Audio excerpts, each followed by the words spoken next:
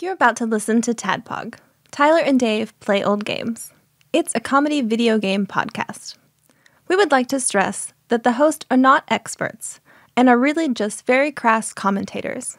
Seriously, this is an explicit podcast that happens to talk about video games sometimes. So please enjoy this pretty okay podcast with Tyler and Dave.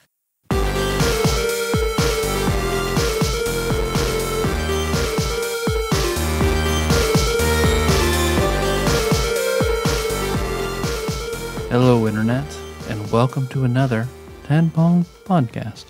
This is an ASMR show where two old guys joined with two two other old guys play. I've been waiting for this old my games. whole life. I know you have been. Welcome. You're not allowed to talk like that in an ASMR video. It's like creepy. I've been waiting for this. Like this? Yeah, baby. I can't talk like this. Yeah, run your nails across that microphone. But I mean, this is how I talk. Right. My beard Can't be itches. helped. I don't know. It sounds like fingers to me. That feels much. That's because you're looking at his fingers. Feels much better on No, my I beard. feel like I'm pretty like... I mean, we've been doing this for 6 years. I can tell the difference between like fingers and beard. Especially Tyler's. I understand. I had to jerk it. You know Tyler's fingers well. Because he used to rub it on the mic all the time. Just let me edge it for a while. Yeah. Dry. It's all dry. It's so dry. That's good. It's a really good Yeah. technique you got going there, Thank you. Tyler. It's great. You got a little Thank you. twist in there. Yeah. Yeah. You got to twist it. 2 hands. There we go. Yeah. You like that? I like it when I'm doing this motion and 3 boys looking at me smiling. I enjoy an audience. 2 old guys play old games. Got 2 other old guys. That's TADPOG. So, of course, last week, courtesy of our Dark Chaotic God, the randomizer, we were given the bountiful gift, Star Trek Deep Space Nine, Crossroads of Time. So, of course, we have to bring on our top 2. I don't know. See, it's close between TADPOG IT and TADPOG Sweethearts. I know that the Sweethearts bring it. Like they've got a lot of Star Trek knowledge. I do. I don't think they're fans of Deep Space Nine. well, It's I- new knowledge, though. I wager that John and I could go toe-to-toe with them on next Sexually. gen. Well, Sexually, that's without... Wait. On what, like in what category? Like endurance or All. Wow. No. Decathlon. All right. The on Cocathlon. next gen. next gen. We could go toe. I think he and I know enough about next gen to. You and John do. Yeah, I think it would Deep be Space Nine. We're a epic, little bit though. more versed, probably. Maybe I don't know if they ever Yeah, got I'm not into sure. it. I don't recall them being that into it. I think they primarily were next gen people. We've both watched Deep Space Nine through. I've watched through twice, I've only watched through once. but it's been a while for me, has, so I got to yeah. pull. I had to do a little. I did a little research for this episode, actually. So Good. I did Oh, not. ready to TADPOG talk about IT, John and Ian, by the way. Oh yeah, What's up, boys?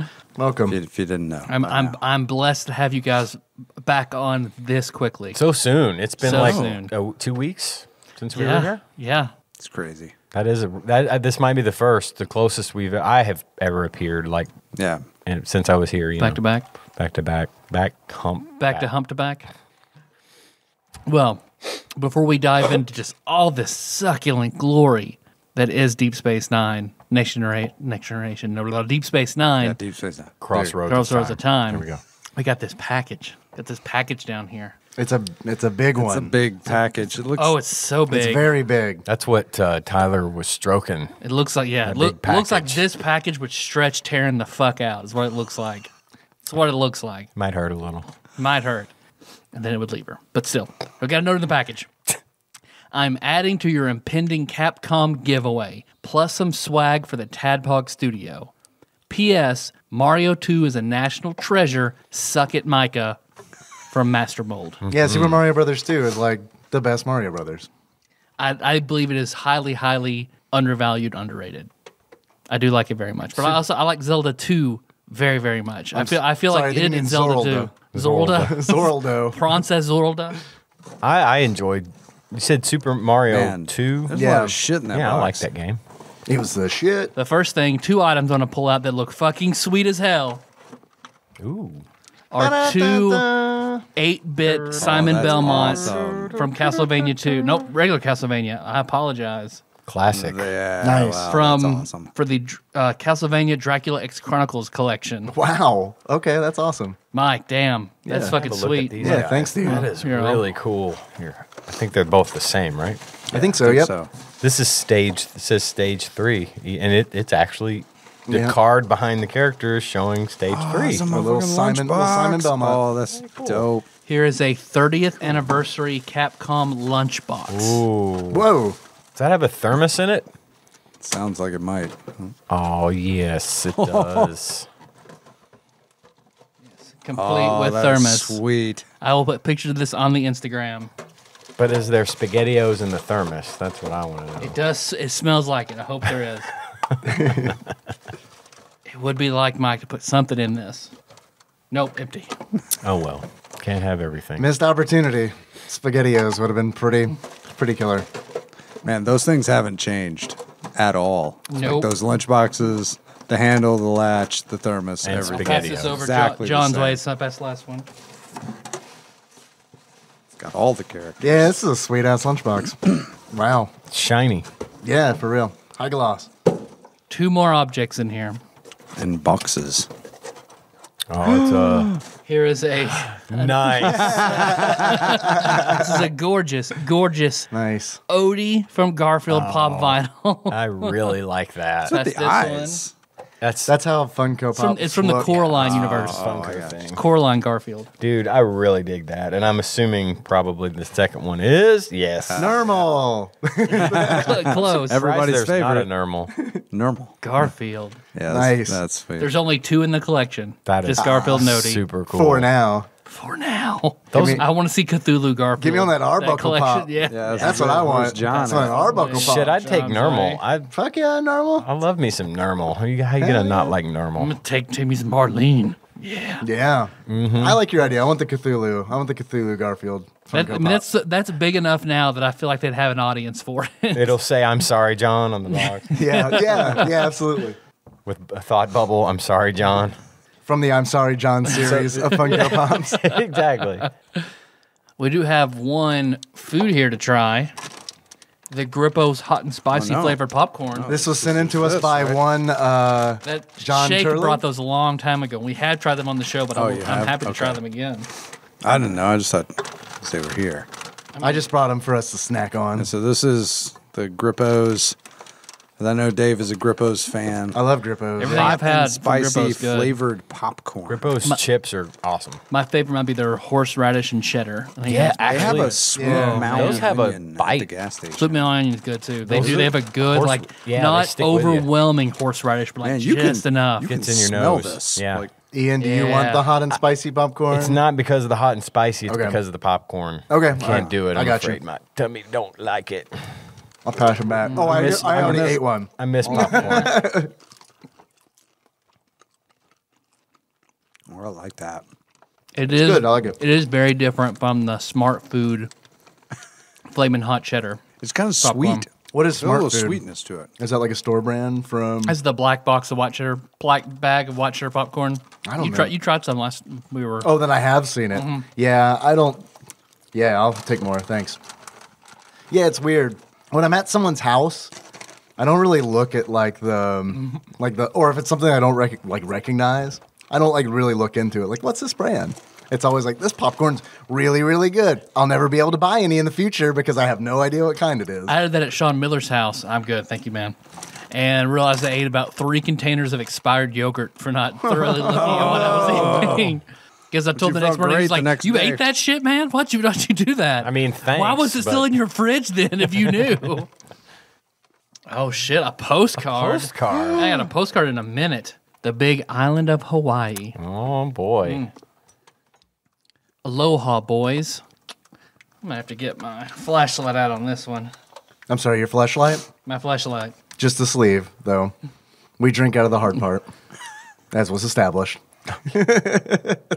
I draw my trip on the big island. Aloha, boys. Wanted to drop you a line to y'all and the nation. It's my last night here and just got back from dinner. I just want to take the time and thank both of you and the nation for what you and the Tadpog Nations do. Pretty super awesome people. I consider everyone my Ohona. Thought it said Shonies for a second. Oh, man. So everybody my Shonies. You my Shonies. I've always said that about you. It was like when I introduce you to people, I'm like, this is Tyler, he's my Shonies. Who's your Denny's? We've known each other for a really long time.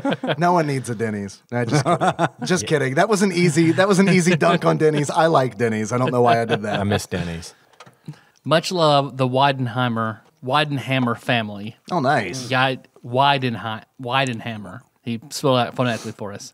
Matt, Maggie, and Max, Mahola, thank you. And then someone riding a giant penis. Fantastic. Thank you, Matt. Awesome, Matt. Yeah. Thanks, dude. That was a really nice sentiment on the back of that. Yeah. Yeah, it seemed very Mahalo, genuine. by the Yeah. way. It's Mahalo. Mahalo. What does that mean? It's like a Legend of the Hidden Temples thing. So, like, I haven't seen it in a long I actually Oh, don't okay. know. I think it's. I've only seen Moana once, so I don't know. I don't know if it's like a hang loose type thing. You know, like Mahalo, like Sounds so or it might be like shiny. see you later. That's not aloha. I don't know. time. Check you later, dude. Yeah, like it very much. You should watch Moana again. It's a pretty good movie. It is. Yeah, I was listening to the soundtrack with Kenna when I was taking her to meet her mom. So The shiny song is "Life on Mars" by Bowie. Like it is, man. I'm fucking telling you. Like they ripped it off. Like Or it's the like an actual- homage. Really? Well, shit. Now I'm gonna have to watch Yeah, it. if you listen to it, it's really good. It's Okay. really good. Sweet. it's one of the better villain songs. Yeah. Yep. Plus, it's Jerome from Fly the Concords. Yeah, Flight of the Yeah, Conchords. I was trying to remember who it was. Yeah. I miss Flight of the Conchords. Man, that I- first season, fuck. Not this. I didn't like the TV show. Oh, But really? Yeah, Their stand up is still very, very good. I love the live performances. But I think that TV show, like, I think it really sent their careers in a weird direction. It did. It was. They condensed everything they had ever done through all the years into one season, one amazing season of TV, and then they had to write all new stuff real fucking quick for season 2, and it just kind of flounders. I can see that. Isn't Yeah, the that guy? would I go never bad on watched the show. Isn't one of them the one that was in What We Do in the Shadows? Oh, I don't know. I never saw that. Oh, okay. I heard it's good, though. Did you ever see Men in Black 3? No, I saw 1 and 2. Somebody out of Put the 'em together. nation tell me if I'm right about that. I think one of the main guys in Flight of the Conchords was that guy from What We Do in the Shadows. I don't remember.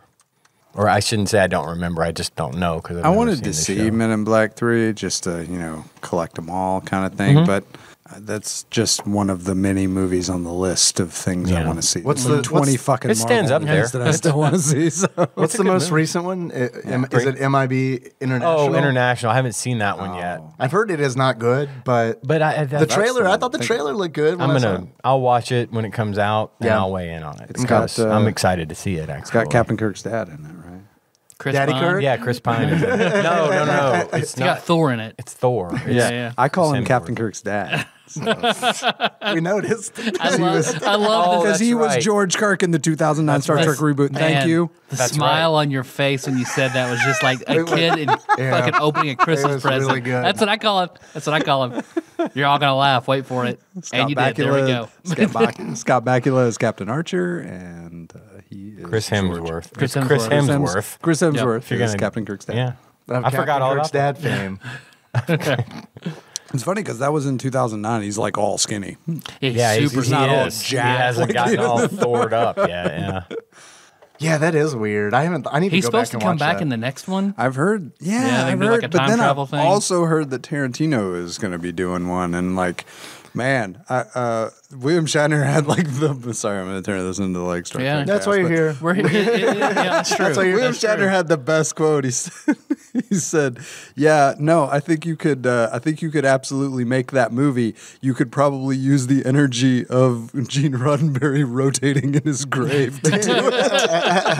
It's like fucking Shatner still got it. That was pretty good. The controversy being an R-rated R-rated Star Star Trek movie because Roddenberry Never was got so adamant about the way things should be. He didn't even want to have a show where the characters in the show had conflict. Yeah. Wow, really? Like there was no interpersonal conflicts Between the people. Yeah, the on Like the ship. crew. like or the Yeah, because, Federation. I mean- yeah, Well, they were united force against whatever they were coming up Exactly. to. You've got 1966, and you've got a Russian dude and a Japanese dude. Right. And, and an African American. Yeah. Isn't Union just the big theme? Because like on what Next Generation, who's the big enemy?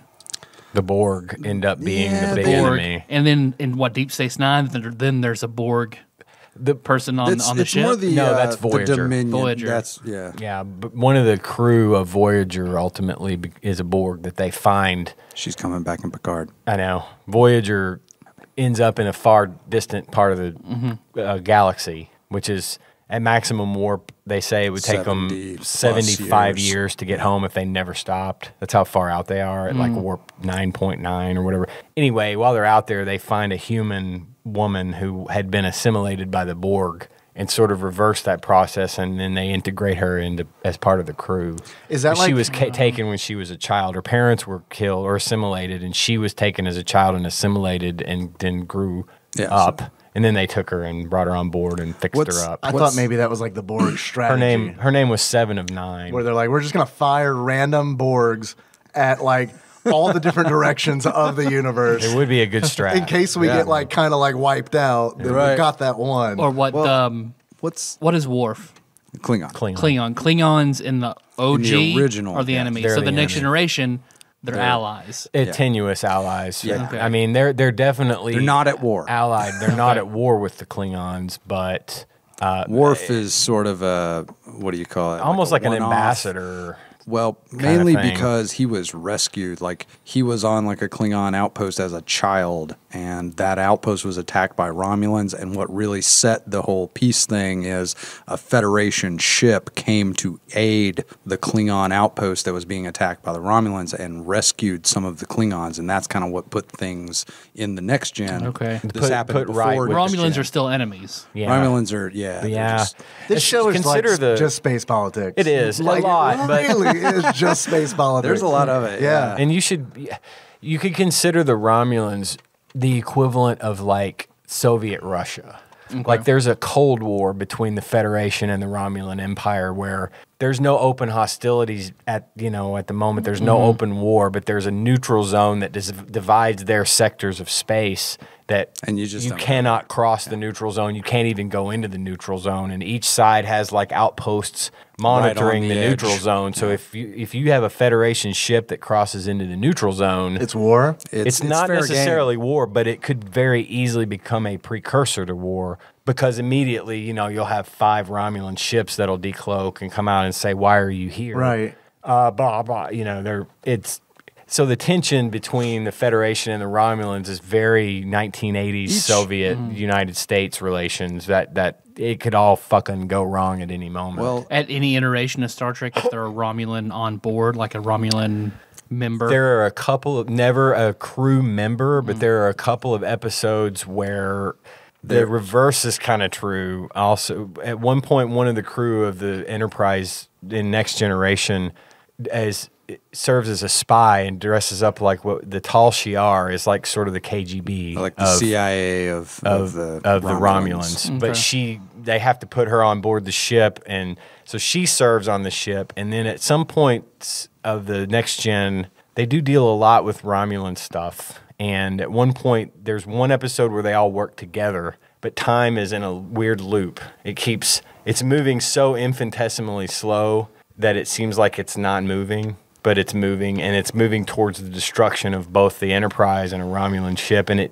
then it reverses, and then it goes forward and reverses. But in that episode, they're helping one another. So, but the answer to your question is no. I don't believe a Romulan has ever actually served in in any crew of any One of Star the Trek very best ship. episodes of Next Gen I've ever seen. Absolutely one of my favorites. Has to do with a Romulan technically who's a Romulan in Starfleet. He's just like a crew member. Oh, sure, I remember that. Yeah. His like grandfather was like half Romulan or something, but he lied on his entrance exam to Starfleet. But he went ahead and made it, and like I guess they never researched it. And this like particular admiral who like is just crazy, like she is fucking crazy town. She sees conspiracies everywhere and everything. She finds out about this and like goes after this kid who like, you know, he has as much fucking attachment to the Romulans as, you know, I mean, this is like nothing, you know, he doesn't even know them. But, you know, she comes after him and accuses Picard of like all this big cover up and everything because she's just seeing conspiracy theories everywhere. And it's a fucking fantastic episode. I cannot remember the name of it. The show, it's Conundrum. you've always been better with in which The titles than 2020 me. election is what it's. I don't know. Man, I will there's, say- there's some fucking quotes in that like you could absolutely apply to like modern day America. There's a lot to be said for those shows, and I think some of it is if you're not into sci-fi, it's hard to get into it, right? And Yeah, it's tough. it is helpful to get in and watch and see. And I wasn't super into it, but my wife and I back in the day, back in the 90s, when the show it was still on the air, but it was also in syndication. I gotcha. On Fox. Fox the local, 23, yeah. KBSI. Are you talking about Next Gen? Yeah. Yes, Next Gen. Bro, I got that Power Ranger And shit. I'm leading up to something, but we got into it because some friends of ours liked it. They recommended it, and we started watching it. And they started on when we first started. We didn't start at the beginning. We actually started when the Borg became a thing. Okay. You're familiar with the Borg at all? Vaguely, yeah. So Yeah. okay, I'll try to be brief because this leads into the DS9 stuff, the Deep Okay. Space Nine. Because they're like the Geth in Mass Effect. I don't know like what an that artificial means. intelligence, hive mind. Yes. Yes. Okay. And they assimilate everything. Like that's how everything they and everybody. reproduce, right? Yeah. They don't and- reproduce, and- they just become whatever They they're... take the knowledge and the information that they assimilate to Your technological and biological distinctiveness will So- become one they with say. our own. Yeah. So wait, so what's bad about that? Well, funny. They don't think anything is bad about No, of them, course and that's not. what makes They're- it. They think that they're sounds like a like great villain because they believe they're doing perfecting. the right thing. Absolutely, yeah, they are actually in their mind, They're bettering you. bringing perfection to the universe. Right. Star Trek: First Contact is the second Next Generation movie that was made. It was Generations, then First Contact. That one deals heavily with Borg, and actually Borg philosophy really plays heavily into that. It's a great movie to watch. You do not have to know fuck all about Star Trek to really enjoy First Contact. I highly recommend that movie. You need to start a YouTube channel called Borg Historian. There we That's go. what you need to do. There we go. Borgstorian. At one Borgstorian, point, and yes. this is far from being spoilery. Even if you haven't seen it, it's kind of common knowledge. At one point, the captain of the Enterprise, Jean-Luc Picard, heard Next of him. Generation, is Gene Luck, yeah. I know that one. Jean-Luc Picard. Jean-Luc Pickard. is captured, and that's actually said in one of the shows. So wait, Q is fucking with Picard, and he's like, "What is this, Jean-Luc Pickard?" He gets captured and assimilated by the Borg. Yeah. They decide that because they've tried and tried to get at humanity and can't. For whatever reason, humans have managed to they just scrape- don't get it. They just don't get it. They managed to get away. This, that, and the other. The Borg bide their time, and when you encounter one, you fucking encounter one. They rarely don't stop. Yeah. They rarely leave you alone. You're there. You're fair game. So he gets captured and assimilated by the Borg. Picard is now going to be given the one and only Borg that is given a name. I want to get into the reason he was picked, though. It's not just because like he was the guy who happened to be there. They specifically sought him out because the Enterprise at that point in time is the newest, like most powerful ship in the fleet. The flagship. It's one of it's the very first Galaxy class ship that's made, so it's the flagship, and he is the captain of it. So they see him like from a tactical standpoint as, oh, this is the most important guy. He's got the most powerful ship in the entire fleet, so he is going to speak for us. We are going to use him as a liaison, essentially. We want a human face to help, we're going to go take this whole planet, and we're going to tell him, we're going to explain to him using Picard, essentially. I have a statement about that. I contradict that just slightly. Go ahead. And I think the reason they took him is because Yes, Sexy. well, because of sexy. That's Professor X. Get him. Yeah. He's got them powers. Get him. I think the reason they took him as the commander, as the captain of the most powerful, newest, greatest, best ship in the Federation, who has been the only species that's really given them a huge run for the money in a long time. I think when they see that we got your guy, your most powerful man has been captured by us, therefore resistance is futile. Bend the knee. Bend the fucking knee, right. They I think are using him as not only a voice, but right. to intimidate and to say, we got this, we got your guy. We got Jean-Luc Picard. He's Locutus now. He's ours, and he's telling you to join our... Locutus? He's telling you to stop fighting and Locutus just is become the one. name that they give him. I mean, that's very rare. It's never... there's only been the Borg one... are always they're a just we. numeric designation of however many there are on the ship. So, like, for Did example... they get his name by like typing it upside down on a calculator and then holding it up? I don't know. Locutus. they've never really said boobs. like, What that is. Right? Yeah, they've never really lended any This is hell significance to that. I don't know why. I don't know. But see, what it is though each Borg is usually a designation. So, for example, the one we were talking about from Voyager that they rescue from the... Well, we're on a scout ship right now, and there's 4 of us, and you would be 1 of 4, 2 of 4, 3 of 4, 4. Gotcha. All right. Right, and so her name was 7 of 9, and she That's what I'm gonna actually name is... Final Fantasy teams like from here on out. I'm going to be as nerdy as I've ever been on this show. No, please. Her name is 7 of 9, tertiary adjunct of Unimatrix 01. Yeah. But that's how they designate. So giving them a proper name is because the Borg don't ever have... They don't have They're not individuality. individuals. right, So- right. So anyway, Jean-Luc Picard gets captured, and one of the first things they do is attack on... They're headed to Sector 001, which is Earth. Okay. And That's on not the, good. Not good. On the way there... Does that imply Earth made them at some point, since that's the very beginning from the 01? there's some theories because some of the Enterprise show, the 4th series called Enterprise, actually deals with... It takes place in the past, and there's a Borg storyline, and I'm not going to get into that. It's too much of it. That is spoilery. It is too spoilery. But when they're on their way to Earth, Borg Are Fortnite. they stop calling off at a Federation. The Federation meets them at Star System around Wolf 359. is the It's star just the name of a designation. star and the It's a system. section, The Federation intercepts the Borg at Wolf 359 like with 40 ships, 40 starships. 40 Federation ships, and an unnamed number of Klingon ships join them. At the time, the Enterprise has been disabled by the Borg ship that has now got Locutus, Jean-Luc Picard, in it. They've disabled it, so they can't come to the fight. They eventually get there, and this Borg cube has decimated all 40 ships. They're all dead.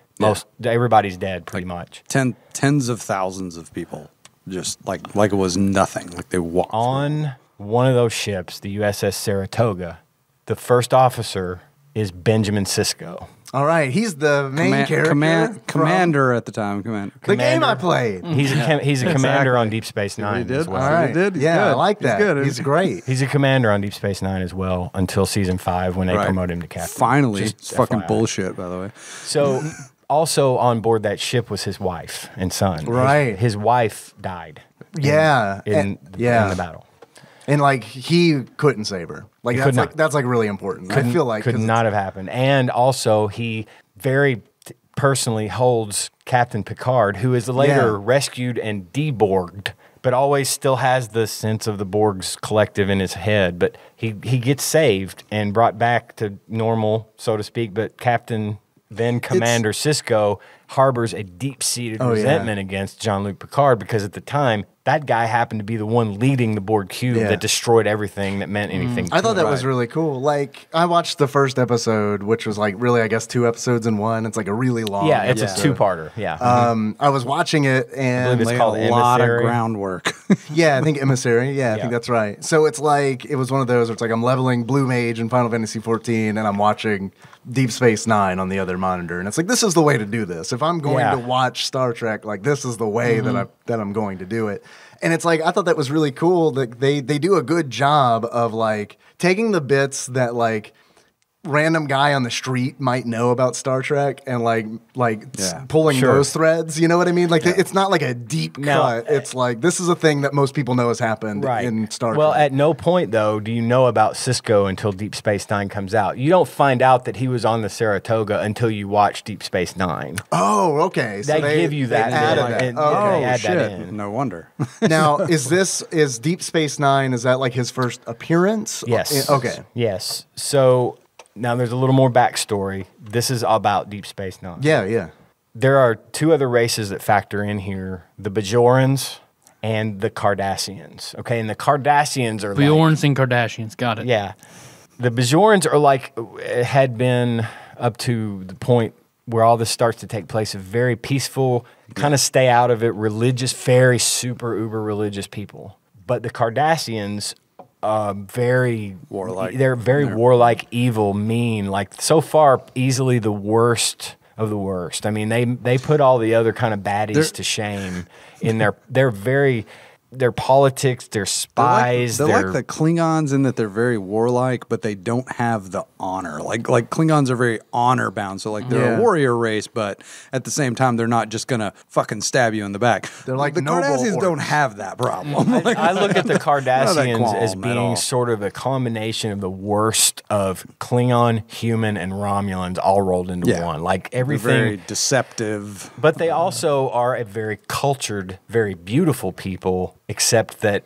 they were at one point enslaved, and rather than learning from that, they became the enslavers. And so they invaded Bajor and were mining the military planet. They were occupation. mining the planet. They had mines on the planet. They were using, and they And they were enslaved. using- They enslaved the population to their will, and it got bad. There was, rape gangs and all this other kind of stuff that just happened. It was Bajor became just this horrible place because of what had happened. Well, at some point, the Bajorans form a resistance and fight back against the Cardassians. Well, during this time, the Cardassians had been building this giant space station in orbit around Bajor as a way to monitor traffic coming in and They out. call it Terok Nor. They call it Terok Nor.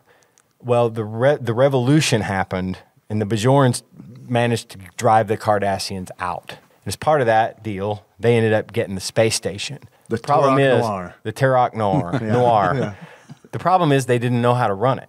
They weren't super technologically advanced. They didn't know how to run it. They reach out to the Federation for assistance. The Federation sends Benjamin Sisko and the crew to help oversee the rebuilding and kind of assimilation of this And now Chief the space O'Brien was station. there from the very beginning, Yeah. right? Chief O'Brien is actually a carryover. He's from Next Gen, from right? Next Gen. Okay. He was the transporter chief on the Enterprise D, and they made him the chief engineer of the space station. And one of the good things about that was that they really thought that Colm Meaney, the guy that plays Tim O'Brien. Yeah. Tim O'Brien? No, I know a guy named Tim O'Brien. What's his name? Shit. O'Brien. Oh, man, Miles. I'm failing. It's Miles. Oh my God! Only your son's name.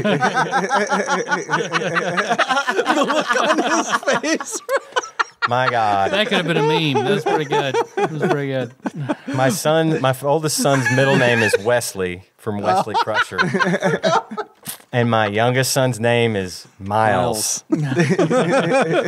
Anyway, he comes over. They brought him over because they said he's such a good actor. We don't want to waste his talent. And he's willing to stay on. Yeah, and gave him way more of a part Yeah. than he had in Next Gen. Down the road on Deep Space Nine, they bring Worf in. Oh, okay. Worf becomes I know that. I know. chief, or he's second in command, isn't he? I think Kira's still. He may the be like first security officer, chief but again. he's definitely he wears a command color. He wears Yeah. the red. So He's like Captain Batang. Which right? Batang? Who's that? Batang. Batang. Is that weapon I'm just trying to, whatever knowledge I can pull. Batleth. Oh, I have no idea. Batlang. Batleth. Batleth. Thank you. I was close. Captain Batleth. I was close. Captain I got, Batang. I got the buh and the ang. Ang, right. It's actually left though. Batleth. Batleth. I got the buh and the ah. Is Batang when you can't tell if you're going in the front hole or the back hole? Batang. Yeah, there you go. I got the Batang.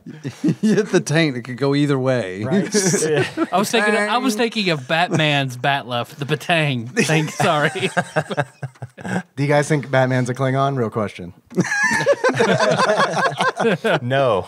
All right. No, because he would kill people. No, he's a Time Lord. He wouldn't have so there you taken go. Yeah, there you go. Anyway, so they take the space station, kind of make it and start making it into this kind of hub of commerce, and people come there to hang out, and they actually launched Voyager from Deep Space Nine. It's kind of like just this major area. But one of the things The wormhole. that they do in the process of This is why going it's through a all of this transport hub. Yeah. is because So the galaxy is divided into 4 quadrants: Alpha, Beta, Gamma, Of Delta. course. We know that. We know that. Which is to travel from the Alpha to the Gamma, or to even to the Beta quadrant, would take years. At the fastest they could fly in space travel at this time, right? Like centuries, like decades. like years. Years and years. Okay, I mean, like from the farthest point out in the Delta quadrant, for example, to Earth, like I said earlier, would take 70 years at maximum warp, which you just can't do it. Yeah, you just can't sustain that. That's Gotcha. 90 times the speed of light. Anyway,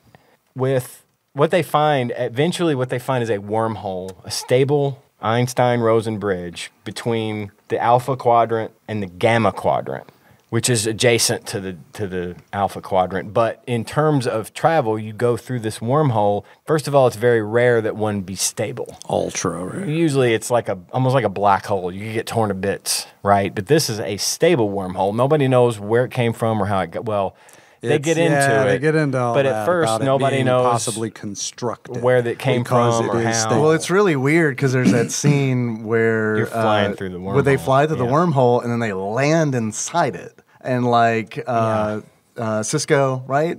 The thong song. What's Yeah, his yeah. name? Yeah. Cisco. Cisco. All right. Cisco, like Man, I want to see it. You want to see that crossover? That's the cosplay I need to see at Dragon Con. we just need the video mashup. That's what we Captain need. Cisco, only he's covered in like the black and gray camo with the Oh yeah. But he they land and he gets out and he sees like his dead wife on there. And they're, Yeah, like, on well, the he beach. has I know the part of the game you're talking about. I watched a little bit on YouTube, and he has a flashback to. Well, I mean, in the episode that I watched, that. Oh, yeah.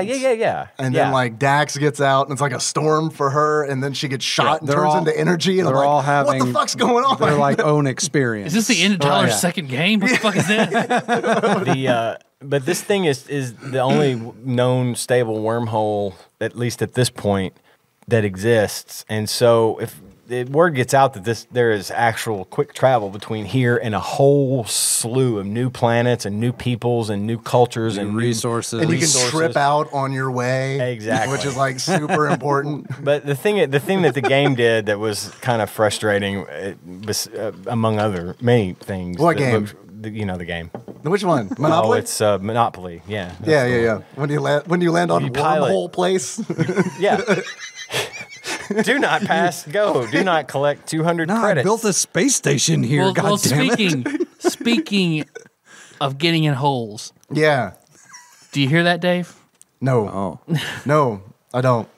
Well, what it sounds like, it's intergalactic train. Oh, I don't think Ian was done. I know he wasn't, but we're starting to. Before we keep going, we do need to talk. what? You don't want to have your Here's first what this game 4-hour is. episode? Here's what this game is, real quick. Then go eat. It's good enough. We're You good. feel you good? No, I think you.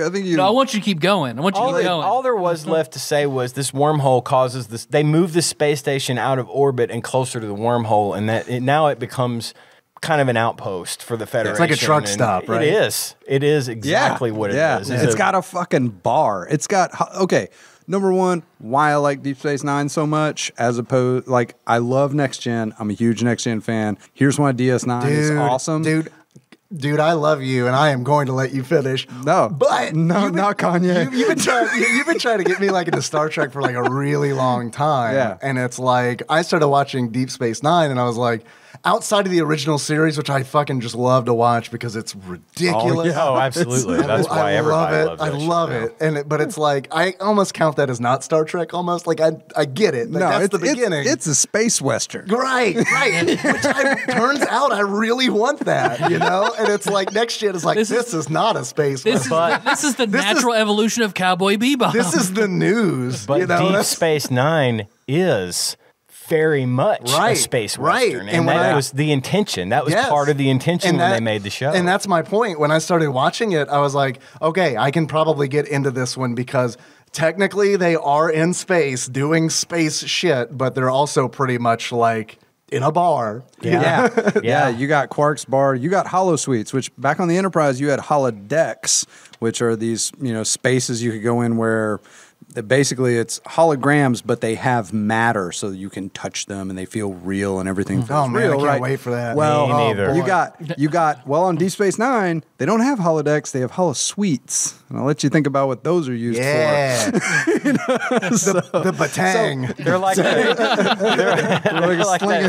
that room in the back of the porn shop. if They you know what I literally mean. are in the back of the bar. Like Quark runs the holosuites, just like Only he they runs don't. the bar. They don't come back there apparently and tell you not to touch yourself or whatever. It's like, please. But yeah, like Do whatever the fuck you want. And everything, like life on the Enterprise and Next Gen is pretty much perfect. I mean, it's Clean ideal and yeah, clean and just everything works. And then you got Deep Space Nine, which is a former Cardassian space station that like shit's always fucking breaking on.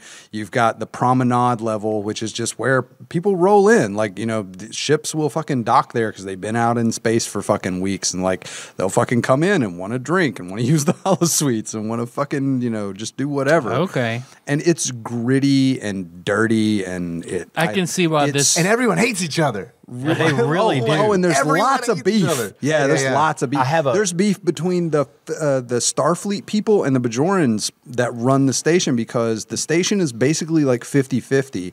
The first officer is a Bajoran, is part of the Bajoran military, Kira Nerys.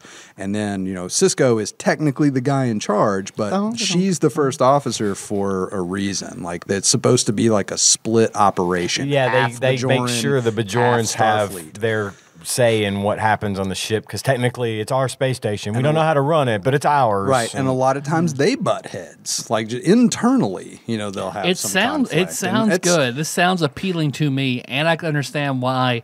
Was Deep Space Nine a little controversial when it came out? It wasn't so much it was a little was a big controversial departure. in the Yeah, community, so. but mainly because in the Star Trek community, but mainly because it was such a departure. And at one point, I told you Gene Roddenberry, this creator, had said, "I will never have conflict between my people and my he wanted crews this and all utopia, this stuff." He died right as the show was coming Mm-hmm. to air, and they never did tell him that this was going to be the one with all the conflict and all the problems and stuff that he wouldn't have liked it. Oh, I like it. I think it's really and interesting. by the time they got around to getting up the guts to tell him what they were doing, he had passed away, or he was so bad off it wasn't going to matter. and- Hey, Gene. Yeah. Never mind. never mind.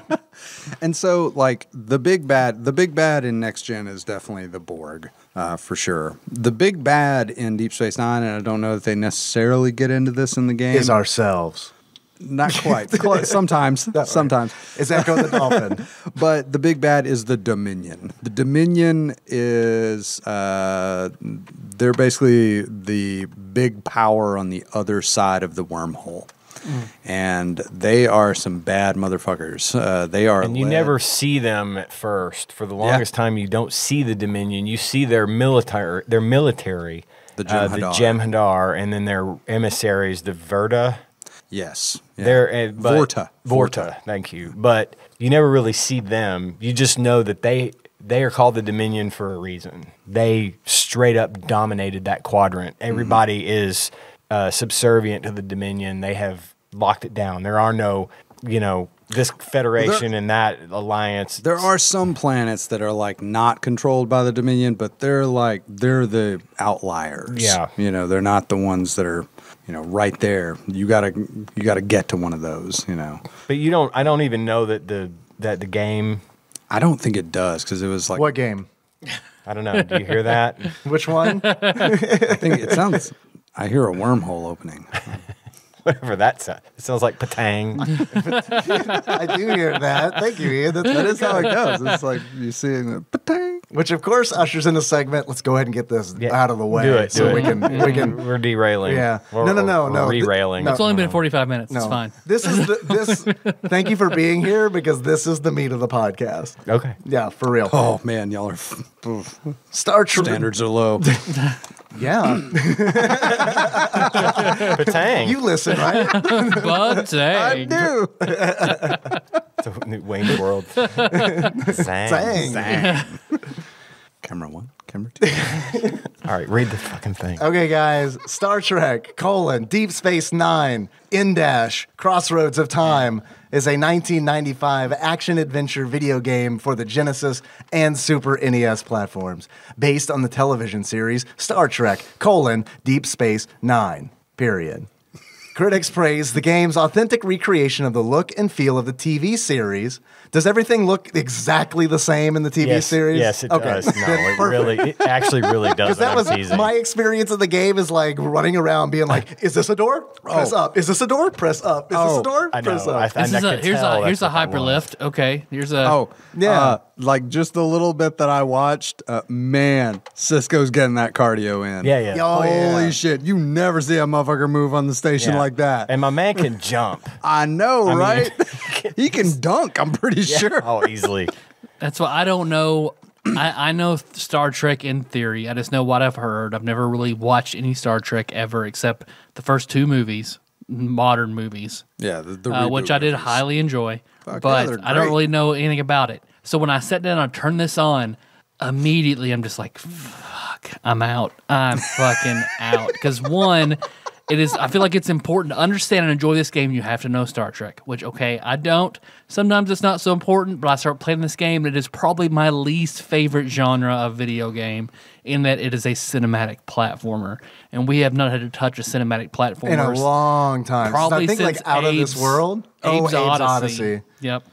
Yeah, man, it is 100%, 1,000%. Not a genre I have missed talking about in the least. Tell me about Tell me about a cinematic platformer. What does that mean exactly? It means it's like trying to be realistic. Like see. It's like Mario with real life physics. I see. Kind of, sort of like Mario. Like I feel like yeah. that's even like a bad That's one a to stretch. because it's just like the sprites are usually like they look like regular slow, and you have your certain motions. You can't jump very high or very far where you want to. You're always like just shy of everything you try and do. Well, yeah, and Prince the of videos Persia is kind is like a good like that's a get that. cinematic platformer. Okay. There you jump and grab onto ledges and pull yourself up, and The it's all video- very slow, and it goes through those elaborate animations. Oddworld Abe's Odyssey is a cinematic platform. Okay. If you ever played those The games. video I watched. Cisco's definitely passing his PT test. Yeah. Like for real. Space PT Yeah, test. that's space PT Yeah. test. Pregnant teenager, That Starfleet PT potty test. trained. I Motherfucker don't know. is-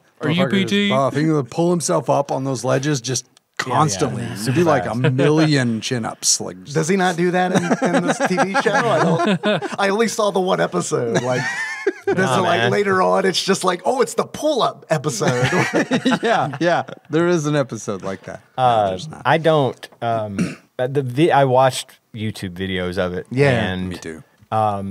one of the things that kind of frustrated me is you couldn't hardly see anything. Like, not just because it was dark and you had a dark-skinned character against a dark background most of the time, so you couldn't hardly make out because his uniform is red and black. His Like a skin, most- Mostly Maroon. black. Yeah, Yeah, it's his- only red at yeah. the shoulders. his mostly skin is black, and then or brown, and all of the colors on the wall. It just Yeah, didn't work. that's- But I couldn't see below. I couldn't see above. I was like getting mad watching. That's another thing. Sorry to jump into this, but like that's another thing. The color scheme, even the color scheme, the differences between like the Enterprise from Next Gen and all of the space stations and everything Starfleet you see in Next Gen is everything's real, either maybe not bright, but everything's light gray or sort of a bright color, I guess. But like everything in DS9 is kind of dark. It's all brownish or beige or It's like Fallout. yeah, In a way, it's not quite so like even wastelandy, the but scenery it is. Yeah. is darker than And the reason they do that is because the space or the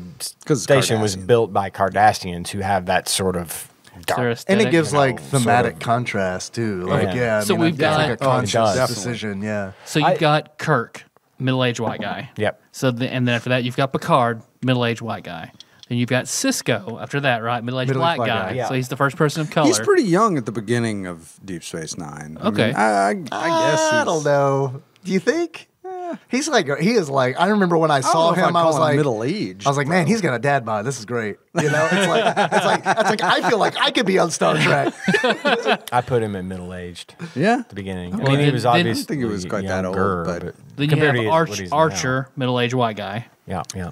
I don't know Archer. Have we yeah, he was had- Scott Bakula. Enterprise. Oh, Have we had any women or any other Janeway. people of Captain color? Janeway. Dude, that's one of Voyager. that's one of my favorite memes that I saw the other day. Was like it was Finn and Rey from Star Wars, and it said it's 2015 and I'm a black protagonist, and it's Finn, you know, and it says it's 2015 and I'm a female protagonist in sci-fi, and then it has a picture of Cisco down at the bottom, and he's just he's looking over at the side, and it just says, "Aren't they cute?" And then the bottom has got Janeway, and she's like, "Yeah, they're adorable," because it's like they did that shit back in the 90s, Yeah. you know, like. that's always been like a very like Star Trek thing, right? I mean, Very, like you very know, like groundbreaking. yeah. They never gave any Fucks.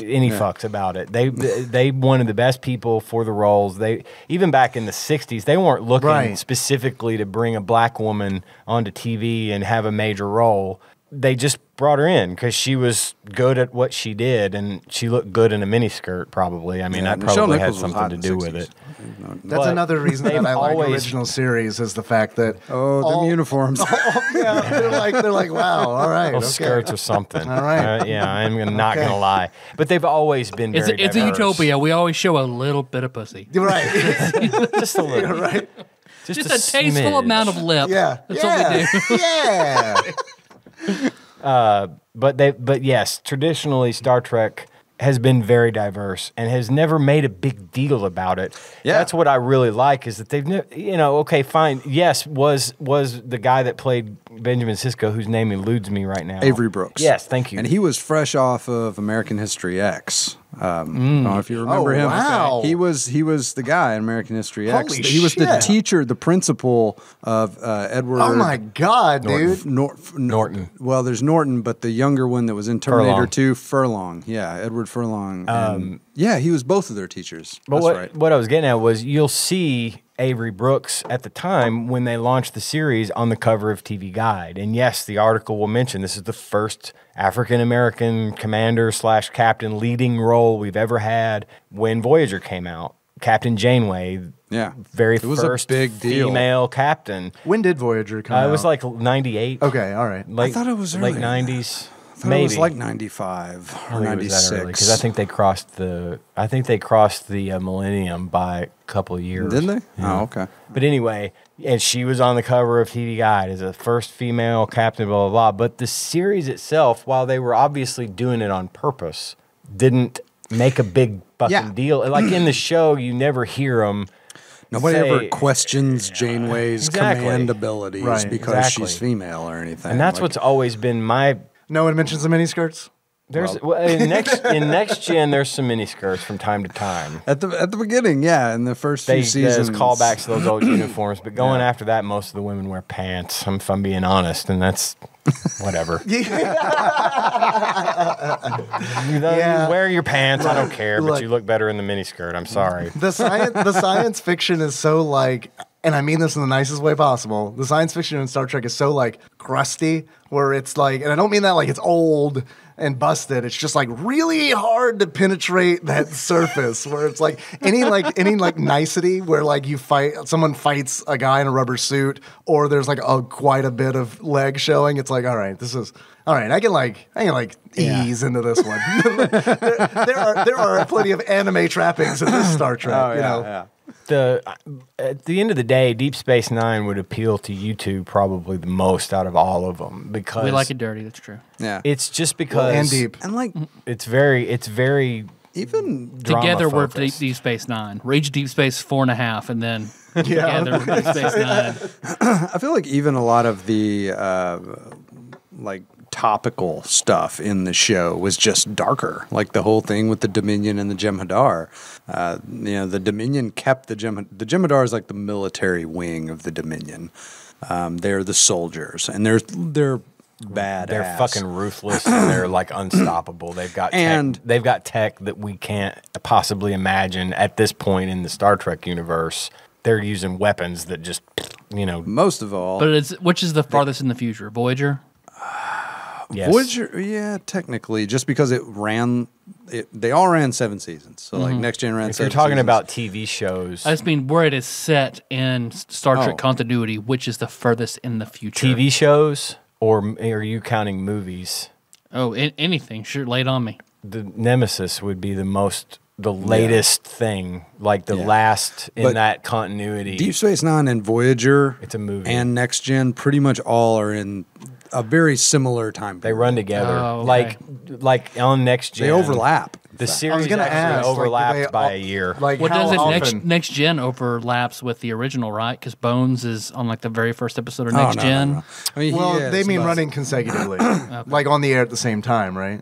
Point. Were all 3 of them at one point running at the same time? impressed. Like, is there like a week? No. See, where I know, was like, I know wow. weird things every now and then about Star Trek. But I will Bardic make knowledge. a point.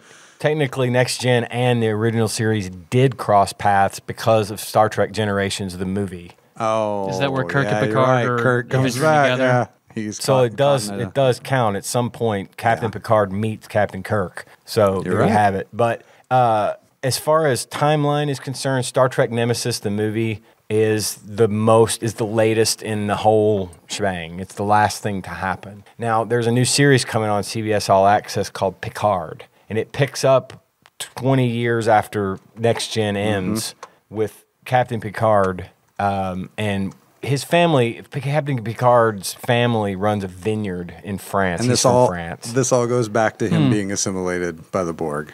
After in a he way, is yeah. after he is removed from his assimilation, he goes back to Earth to visit with his brother and his nephew and his sister-in-law who are running the vineyard. It's an amazing episode called Family. And it's called Chateau Picard. Yeah, Is the vineyard.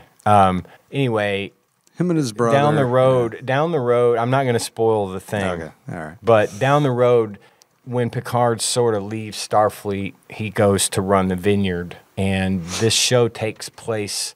Something happens that causes him to have to get back in the saddle. See, I was hoping it was a Frasier-style sitcom where Picard goes and runs a goofy winery with his brother, God who's like damn it, his that version would be of amazing. he's the version of Niles to Picard's Frasier, and it would be like a That is a missed opportunity. Actually. Man, you're not wrong. You're not wrong. Shatner's her dad. Oh my god. That would be like He has his fucking old perfect. 70s style captain's chair in the middle Oh, of they're yeah. all Oh, French. yeah. Everything Nice, looks really nice. nice. It's the Enterprise chair. Yeah, exactly. Yeah, But the original, Right, yeah. right, But Shatner's not going to be bothered to do a French accent. It's all got duct tape and shit holding it together. Yeah. But I like this chair.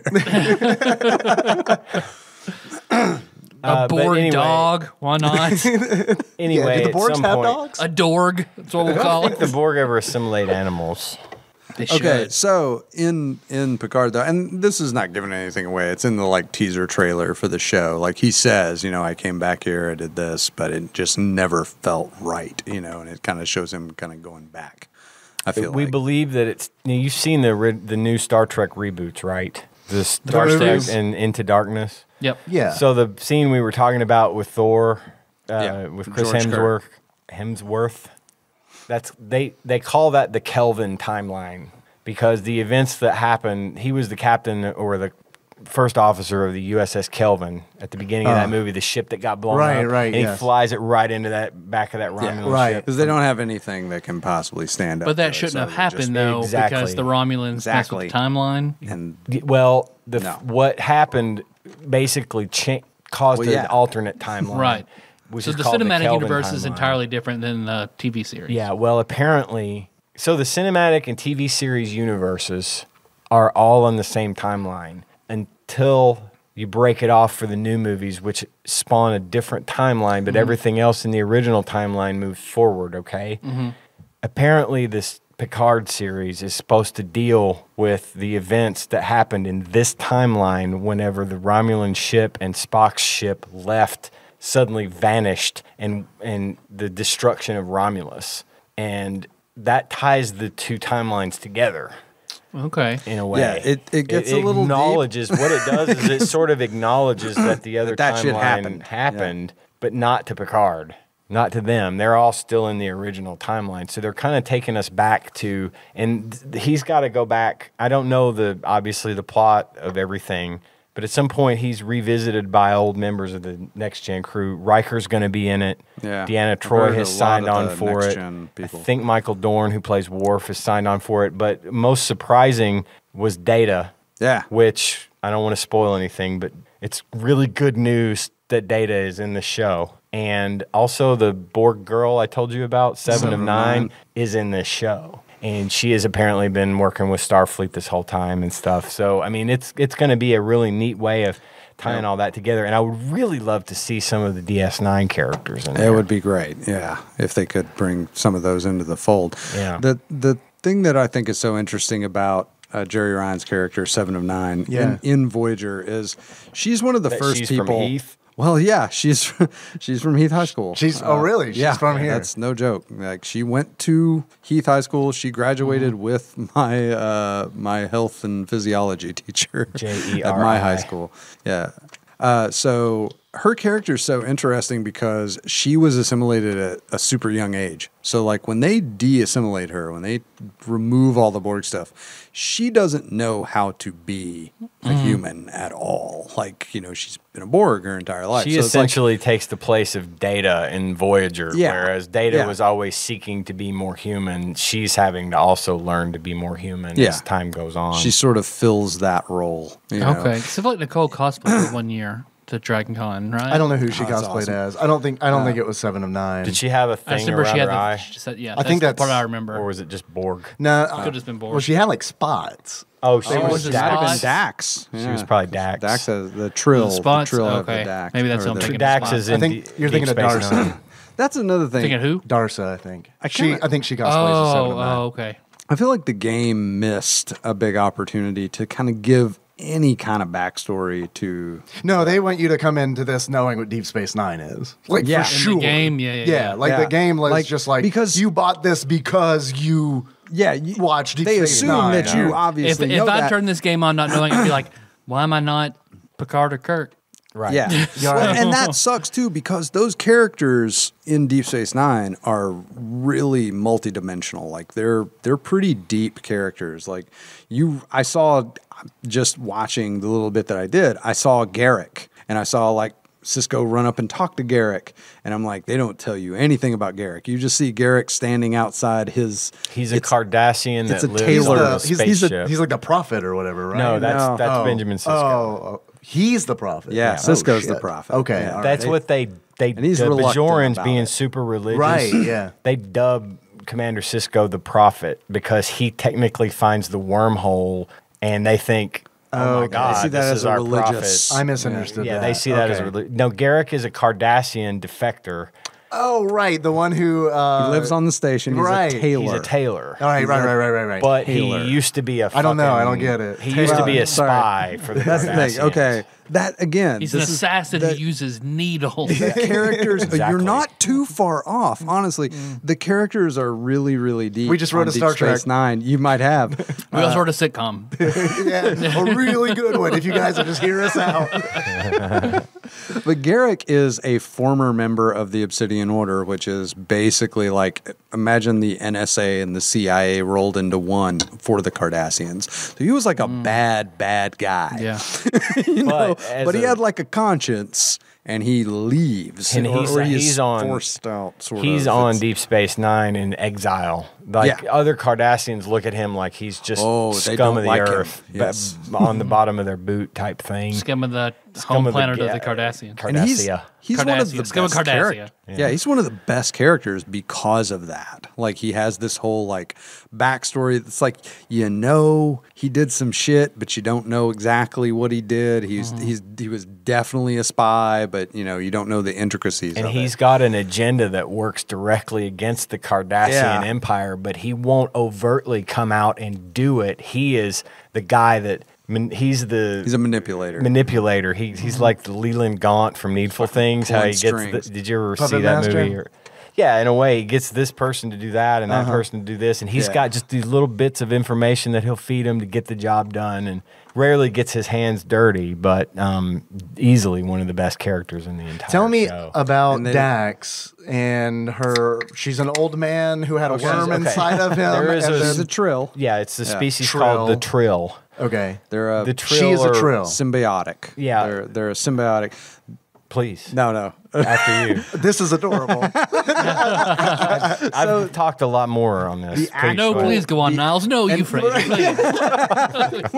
Have some more brandy. Feel free to interject. Should I? Pass me a beer and Yes, you can okay. and then go for it. Call it something Star Trek-y, not to call it beer. Pass me a Romulan ale. Space Thank beer. you. Yeah. Thank you.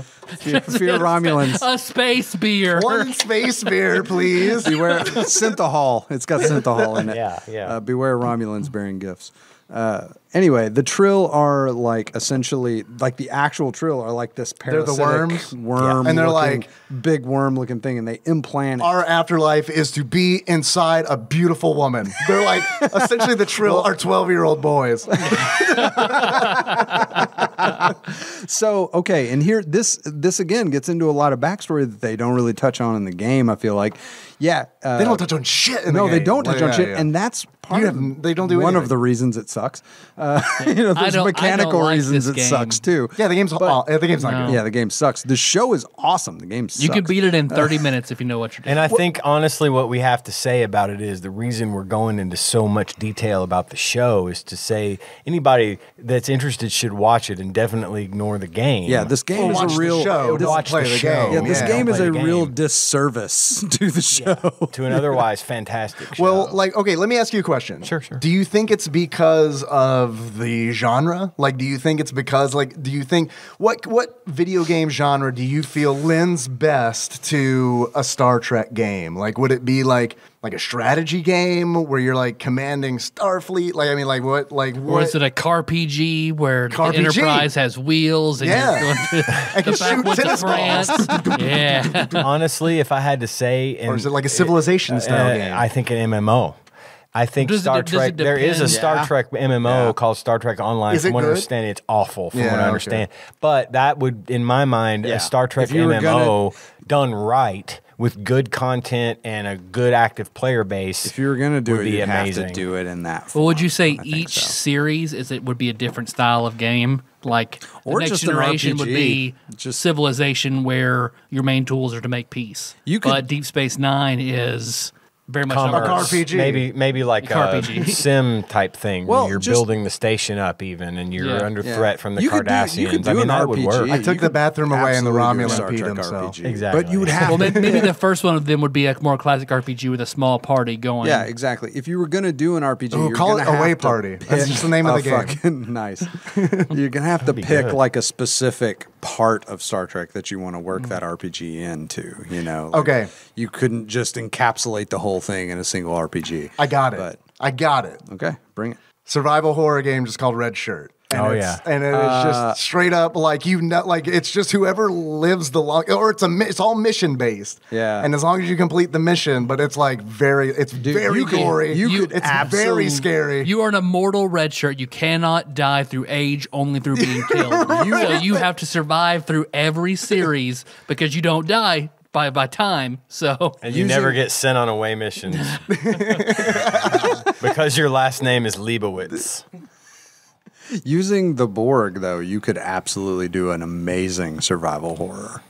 Oh, now that would be be man. an amazing survival horror game with the Borg because Yeah. honestly, I went to I was in Las Vegas 10, 12 years ago, I don't know, and they still had this Star Trek exhibit at the Hilton, which is down at the far end of the strip, but the bar in there was Quark's Bar. I mean, it was like a recreation of the bar on Deep Space Las Nine. You go Vegas and is have kind of drinks. like a mecca for Star Trek fans. Yeah, and one of the things Did they that you have a could- guy playing the choral? No, or whatever no. the fuck that like instrument is. Not where it's that like, time. It's petrified mushrooms, and I'm playing down this stalagmite. this Y'all is a- enjoying my music? Who's high? Because this is a real instrument, and we do this on the Sonic planet. Forest. One of the things that they had there, though, was a ride where you are like walking around and you're on a ship and you get assimilated by the Borg.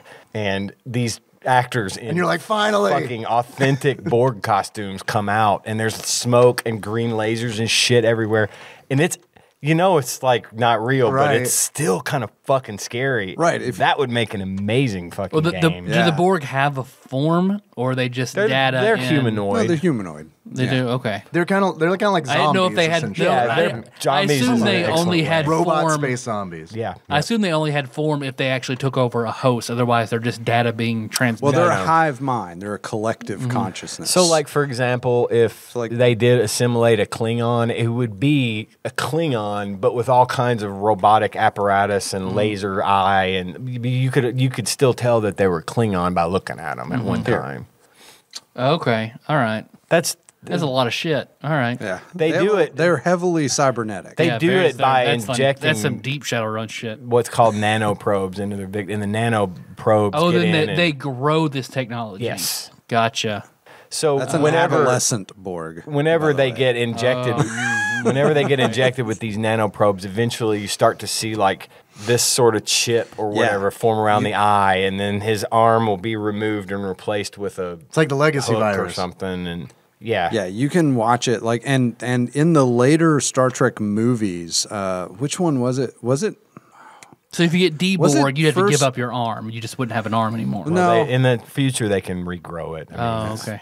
But kind no, of there's tech there's exists. there's some scenes in I can't remember which movie it is. I want to think maybe it is First Contact, It where like is. the Borg are slowly taking over the Enterprise. It's the Enterprise E at this point, and like they're turning it into like a Borg cube, and you'll see like a Starfleet guy come through, and they can use the phasers against them, but they adapt. They're like a shielding.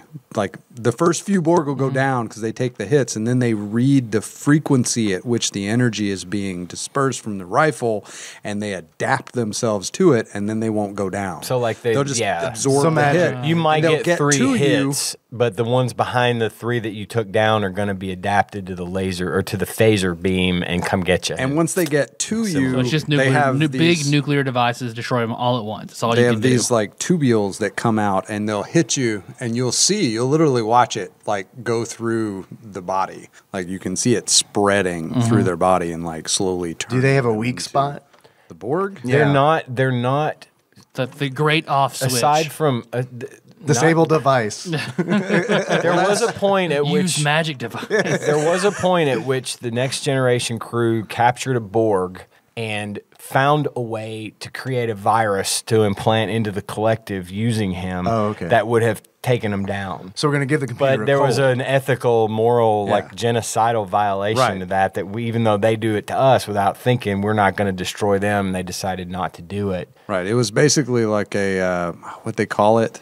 It was like a paradoxical like algorithm where it's like it can't be solved. It's like a So puzzle. like you that couldn't be introduce this to a solved. computer, and it causes it to lock up. It's like a bet It's you like catch Blaine, fire it's like type Blaine the thing. mono. Yes. Okay. Yeah, you stump it with the right riddle, and he's gonna just kill himself. I bet Shatner Yeah. could solve it. I'm just saying. Good analogy, probably. But With a if you double think fist about what the Borg are, they've been around for centuries, maybe even longer.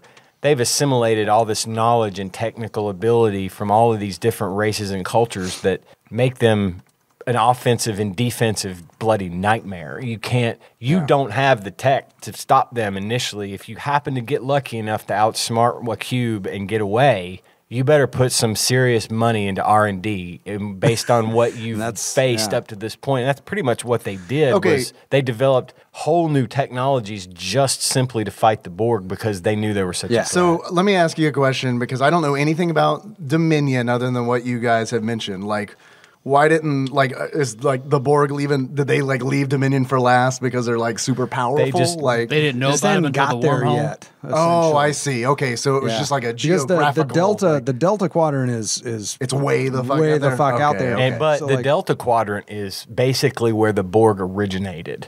The place where Voyager ended up is where the Borg. Oh, I'm sorry. Where does the wormhole go? Gamma. Quadrant. I'm sorry, Gamma The Quadrant. Delta. No worries. I don't even really honestly know what you're I was talking about to say, John. Yeah, I'm just kind of nodding and being like, "Yeah, man, I got it. I got It's it." not the Alpha or the Omega quadrant. Yeah, of the- wrong. Star Trek. Think Yeah. about it. I'm just naming Earthbound. Canada. I'm just naming Earthbound spells at this point. The interstate. It's the fucking interstate, y'all. Canada. Think about it. Think about it, brother. the Delta Quadrant is where the Borg essentially originated, because in Voyager, the third series, you see a lot more. That show actually becomes more about the Borg than anything. It kind of scratches that Borg itch that you get in the first series, Borg itch. Right? Yeah. It's that cyber itch. Yeah, That Borg itch, or the bitch, so I like to call it. But the idea being that they had moved into the Alpha Quadrant more because of humans. It was due to this omniscient being named Q. I'm not even going to get into Q right now. Okay, real quick though. from next gen. I know Yes, Q from that episode I watched. John was like, Delancey. this is the worst. Okay. Q in a way kind of does them a favor. Like Q is like trying to make these humans understand that they shouldn't fucking be out here. Like, you don't know what you're fucking with, and he's like an omnipotent being almost from an omnipotent race, and he transports the Enterprise to a place where there are Borg and lets them run into a Borg cube just kind of as a fuck you, like, you don't know what you're fucking with. You need to go back home. I can do this whenever I want to. And the first thing that happens is the Borg cube scans the Enterprise, gets all of its data, and now knows about Earth. Yeah. And all about the Federation and all about everything else. And they're like, new snacks. Yeah. We're going to go get them. He fucks That's good humanity. writing. I He like fucks that. humanity and helps humanity at the same time. That's why I love Q. Oh, so like real God. Because Exactly. because The randomizer. There's introduces a real It's like the allegory there. randomizer. There you go. he introduces That's a less inflammatory statement to make. Is it? he introduces the humans to the Borg, and so the Borg find out about the humans and are like, oh, well, we're going to go get them, you know. But also, he transports them back. He gives them a head start. So, like, they didn't know anything about the Borg, and now they The do Borg would know eventually about the found Borg. them and stormed them anyway. Exactly. And so now they're like, oh, we got to fucking do something about this. Like, these motherfuckers are going to get here eventually, and we got to be ready. But they're for still them. 75 light years away at warp 9.9. At that point, they're 100 still a million good ways something. away. Yeah, but they're exactly. going to get there. And they travel. The Borg travel using wormholes, like actual wormholes that they Transwarp make. conduits. Transwarp conduits is what they're called. But essentially, to answer your question, they haven't yet made it to the Gamma Quadrant. At this They don't point. know about Dominion, essentially. Right. They don't. They haven't. God, they haven't that come would into be a fight. Jesus. They haven't come into contact with the Dominion yet. But by that point, the Federation, which is the Romulans, well, not the Romulans, the Klingons, the Vulcans, the humans, everybody knows about the Borg. And in a sense, they're all trying to be ready for when they're coming. And they touch on that a lot in First Contact. And the Voyager, Star Trek Voyager deals with so much Borg, especially in the last 3 or 4 seasons. Yeah. Man, it is really fucking good shit. It really is. If you ever saw Borg stuff and you were interested in it as them being sort of the great big bad, Yeah. that's the shit. Voyager is where Go watch it the is last at. three seasons of Voyager Because to get your they fix. really give everybody that fan service to, like, I think there wasn't enough Borg for everybody. I think What a- a lot Yeah. of fans Well, they're a wanted really it. cool villain. I need Like, more I of know a. they really are. I need more of a Borgus board. Thank you. A smorgasbord. Smorgasbord. There you go. That's better. That's better. Shit. Hey, sorry, I forgot where I was going. Oh no, one of my favorite quotes though is a Janeway quote, and I feel like it sums Voyager up a little bit, and it is. One of the crew, she's drinking a cup of coffee, and she asks one of them, you know, if she wants some coffee, and she's like, no, I don't drink coffee, and she's like, you should try it sometime. I beat the Borg with it.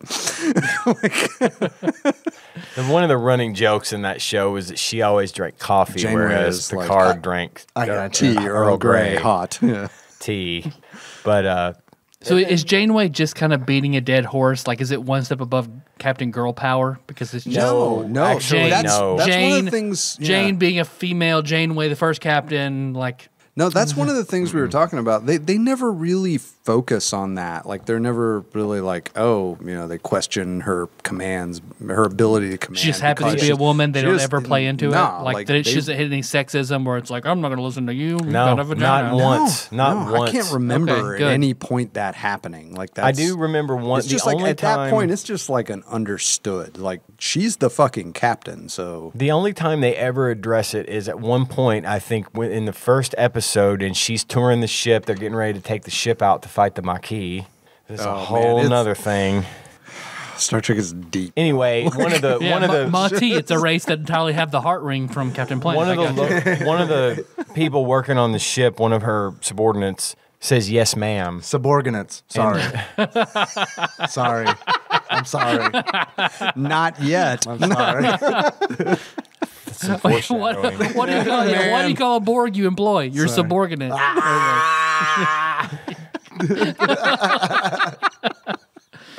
Four dads do a podcast. Anyway, that was Sorry. She says yes. No, she says yeah. No, I'm trying to remember the scene you're talking about. He One says of them yes, ma'am, and I think it's they correct him, and it's always yes, sir. It's yes, sir to everyone. Right. To everyone. If you're female, you're male. If they outrank you, it's yes, sir. They just. Yeah. But that's really I think that's really the only time they ever address the fact that she's a female. Other than that, they never question anything. I mean, I hope that someone in an there's- episode it just dawns on them. Someone who's been in the crew for like years, and they're just like, She's a woman? Oh my god, I've been taking orders from a What woman the this fuck? time? man, I hate this. Well, I'm sorry, Commander Trump. You've got another choice. man, Yeah. I missed jerking off one night. Now all of a sudden, I noticed the captain's a woman. We're 90,000 light years from home, baby. You're going to answer to me now. That's all there is to it. Well, and again, used to that's. it. I'm sorry. I know this is a game about Deep Space Nine, but one of the things that's great about Voyager Is it, though? It's totally not really. No, it's very different from even Deep Space Nine. So like you had Next Gen, which kind of sets the standard, and then you got Deep Space Nine, which is in the Next Gen universe and has great characters, but it's dirty and gritty and a little more, real, I feel like.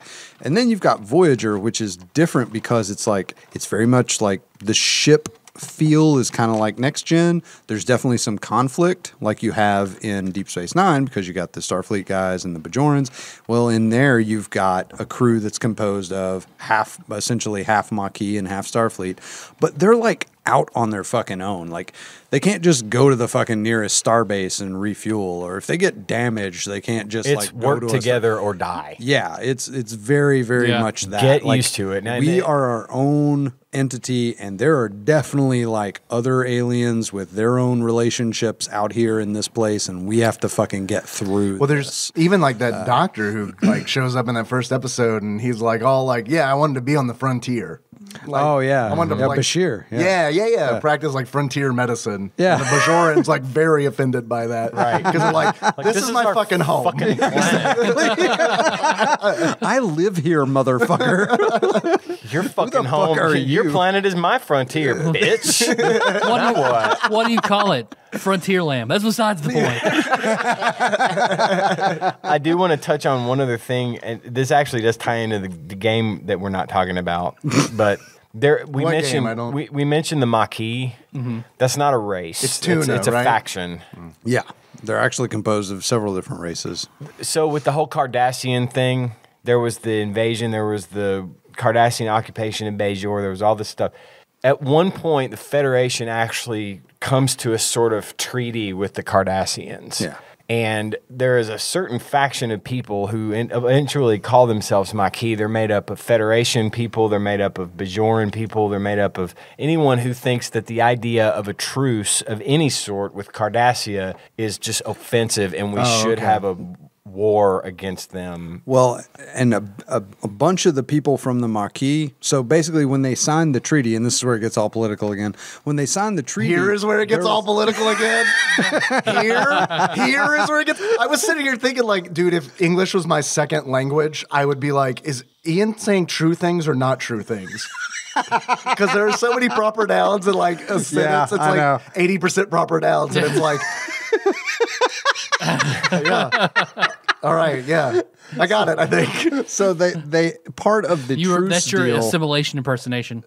It's pretty accurate, actually. Part of the truce deal between the Cardassians and Starfleet was that this certain territory, this little strip of space, and the planets in that space would be given to Cardassia. Like it would be part of the Cardassian Empire.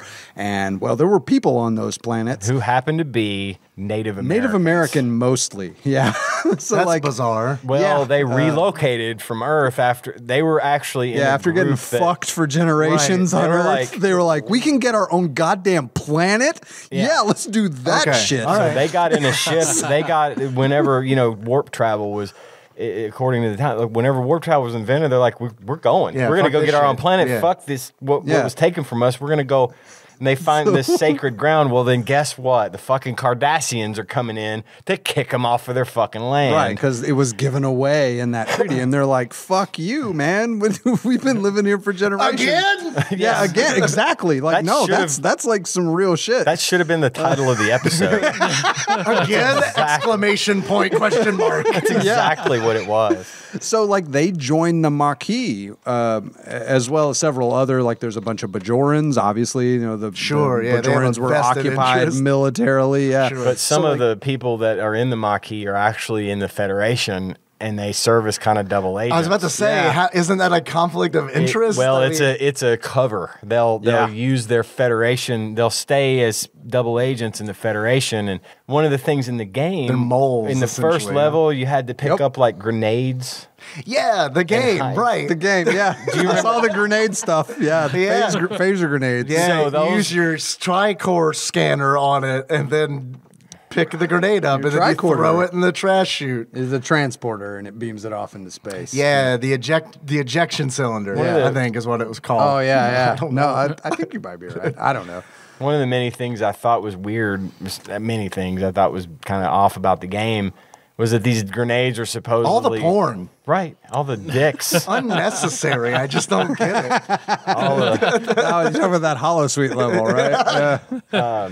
This is the best level. I'm so sorry I did that to you. The phaser grenades. that they were supposedly planted by resolutionists, which is like this Bajoran faction. I read a little bit about it on Memory Alpha just to see what the fuck. Memory Alpha. It's a Star Trek wiki. All right, I got Yeah. you. It's like the best one. Yeah. Yes. Okay. Yeah. It's where all the information. All the show notes are all going to the- come in. It actually has like a Lacars looking interface, which is like the computer system from Next Gen. All right. Well, they call them revolutionists, which are these Bajoran rebels. So Yeah. I don't understand why they didn't just take the opportunity to make it be the fucking Maquis. I know, right? But- they had established that shit at that point. I So know. yeah, it would make so much more sense to be like, oh, these are Maquis terrorists. So- because we've seen that shit before. Exactly. the shit in the game is not like that. Like doesn't happen in the show. Like I mean, no, not really. Okay, so it's not, like, taken from episodes. No, they It's just definitely it's its the own setting. thing. It's the setting more than anything.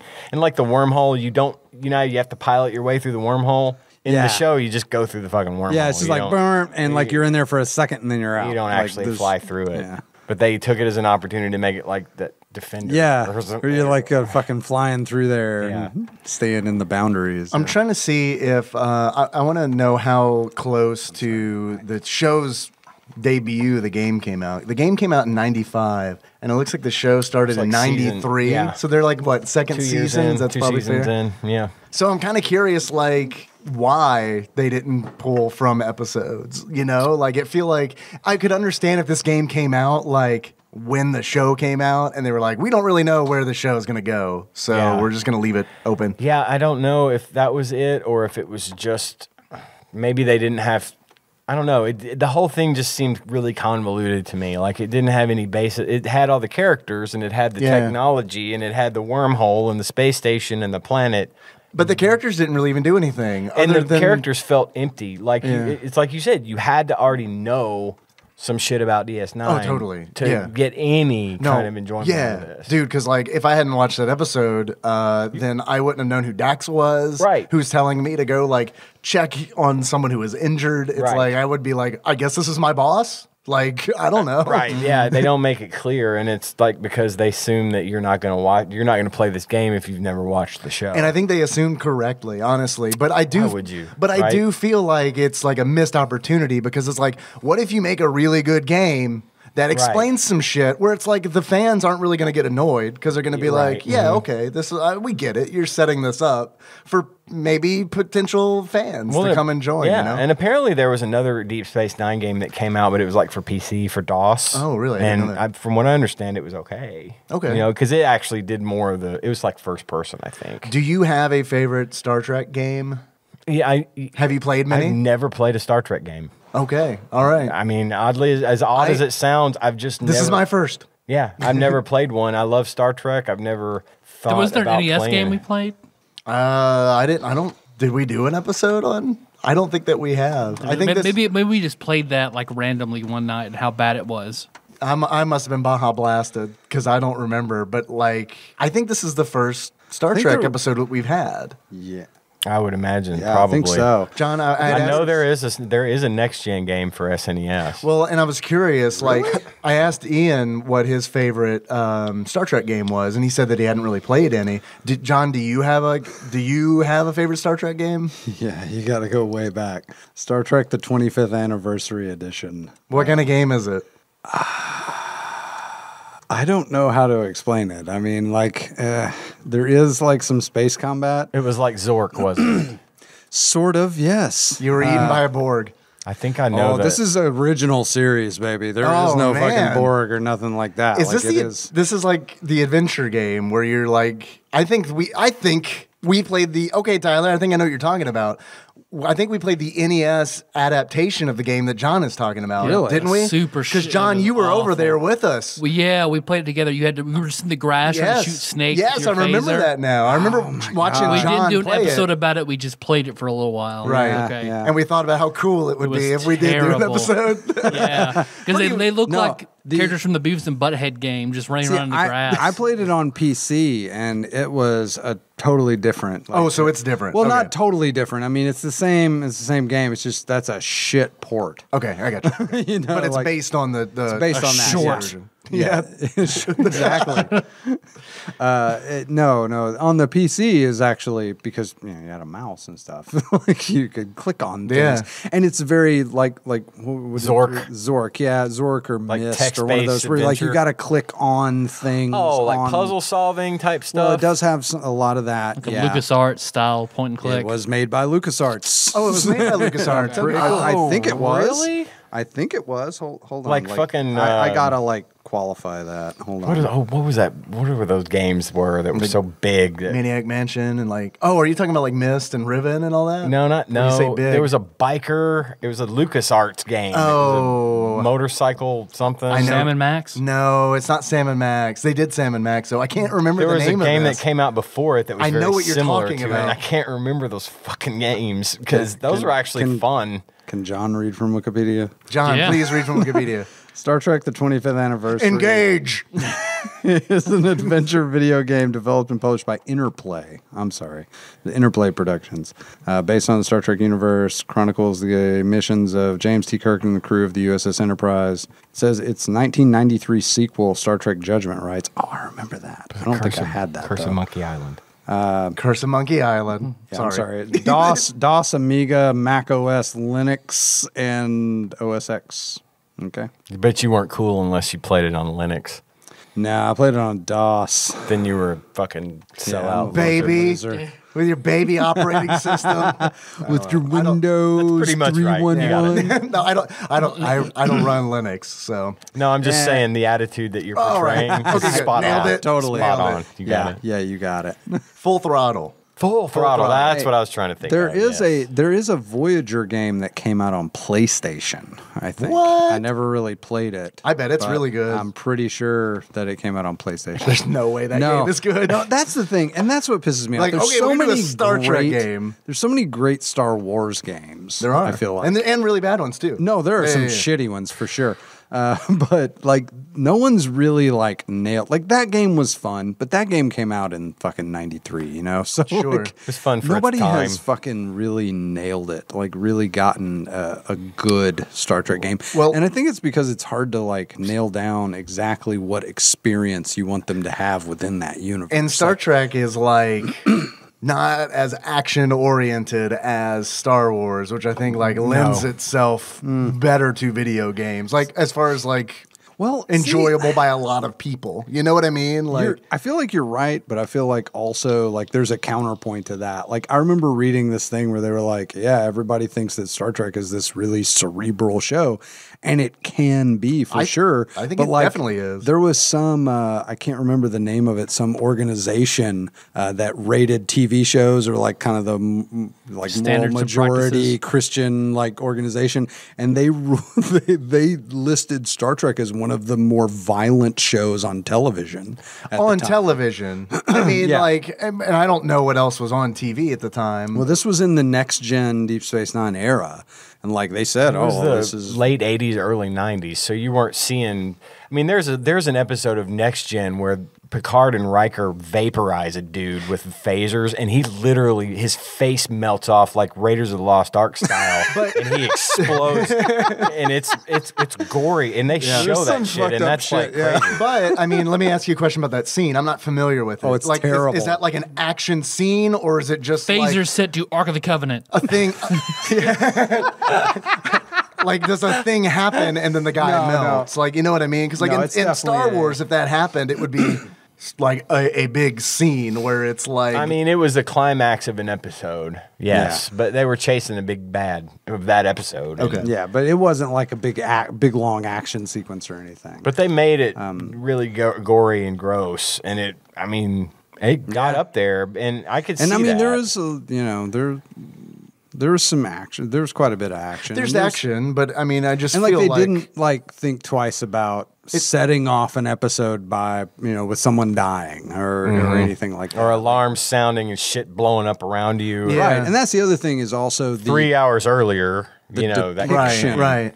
I think a lot of it too is the depiction of violence. Is where there was 900 people on this ship that just fucking And it's exploded, like, you know? isn't it also like an incredible payoff to suspense? Because it's like I feel like Star Trek really like does suspense. Yeah, absolutely. And I don't know Yeah. if that's like from the roots of original series, where it's like a lot of original series I do think is like you said earlier, like Western and space. Oh fun. yeah, old Yeah. But, TV like, serials, the cliffhanger. Well, that's Yeah, what, but it's like half of it is like Twilight Zone in space, and I don't mean that in a Yeah. shitty way because I love the Twilight No, Zone. no. But it's like, and I know didn't they like share sets at like certain points too? I think at one point they both were on the same like production studio section because I think I'm trying to remember, was Desilu, were they involved with Twilight Zone at all? I know they were involved there with was I Love a Lucy. lot Yeah, of shit. well, that's the Yeah. thing. A lot of people don't realize this. A lot of people consider Lucille Ball to be Is she like canon? the first lady of Star Trek because she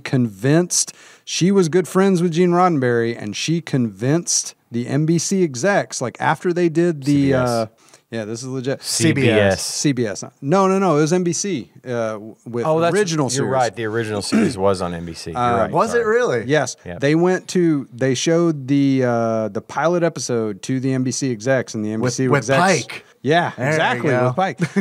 And they were like, nice. And they were like, yeah, we're not really feeling this.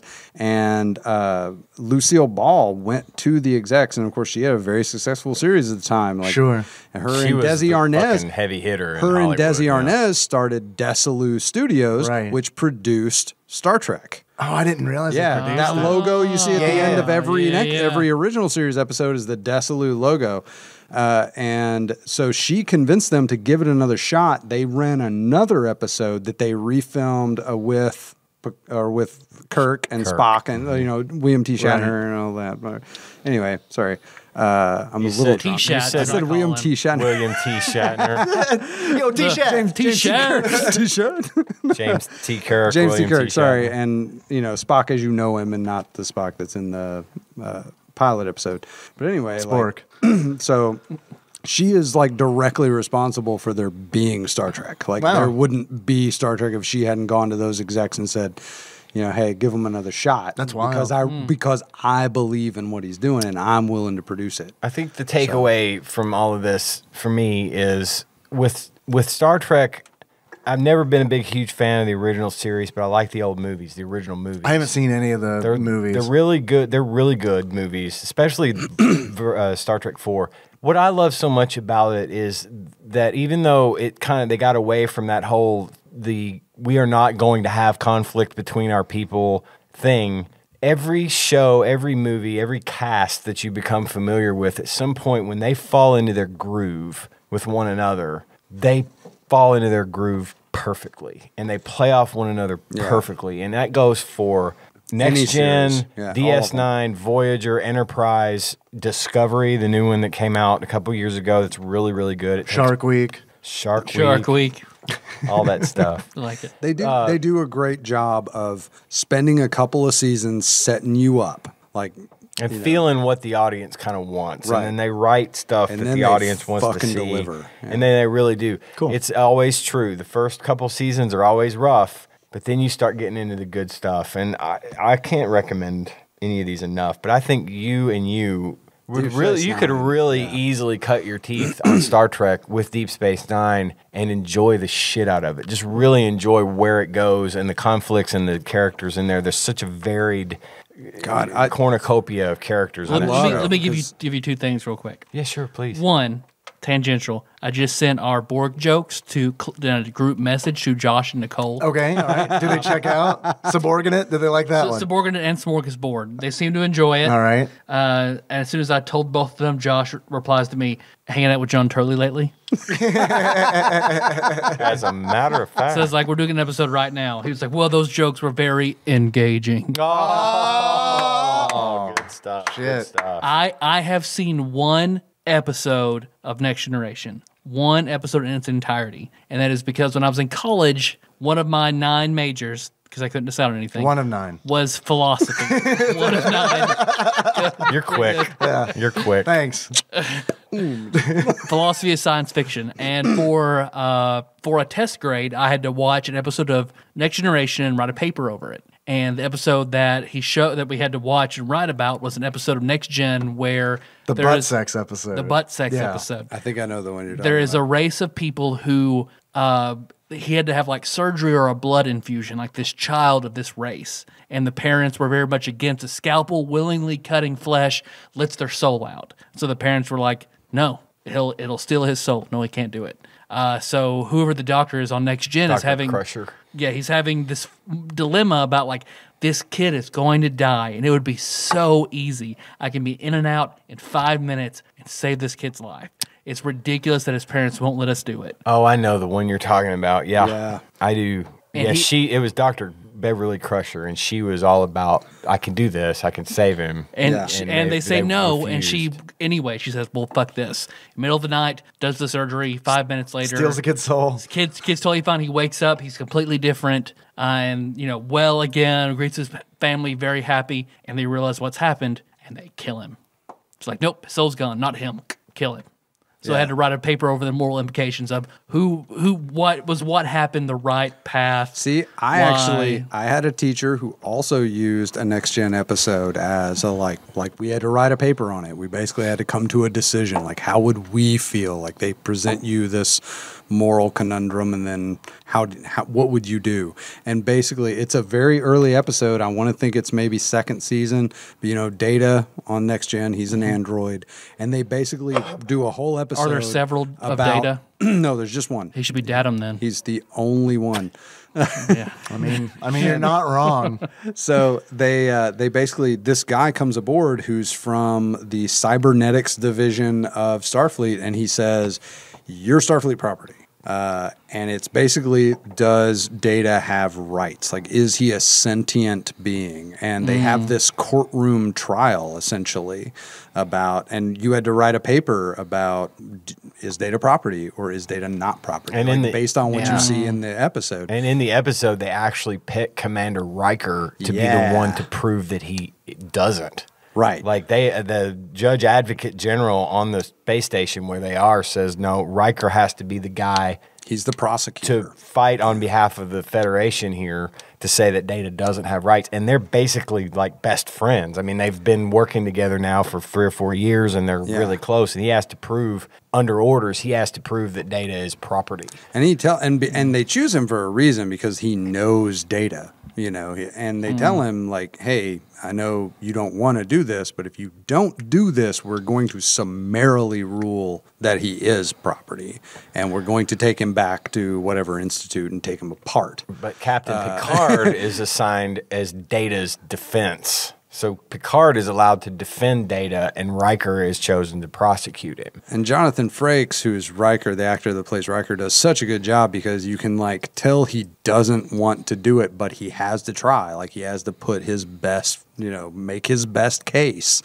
And it's a fucking great episode. But sorry, and the episode I was trying to think of earlier was I had to look it up because I could not remember the name. It's called The Drumhead. It's a fucking really good episode. Fucking watch it.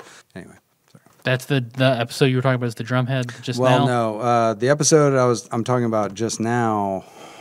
Dude, I don't know the titles of any of them except So like 5. shit with the names, man. I used to be You're pretty way good better with at them, it than me because I got like 5 I can name and that's it. Fuck. Oh.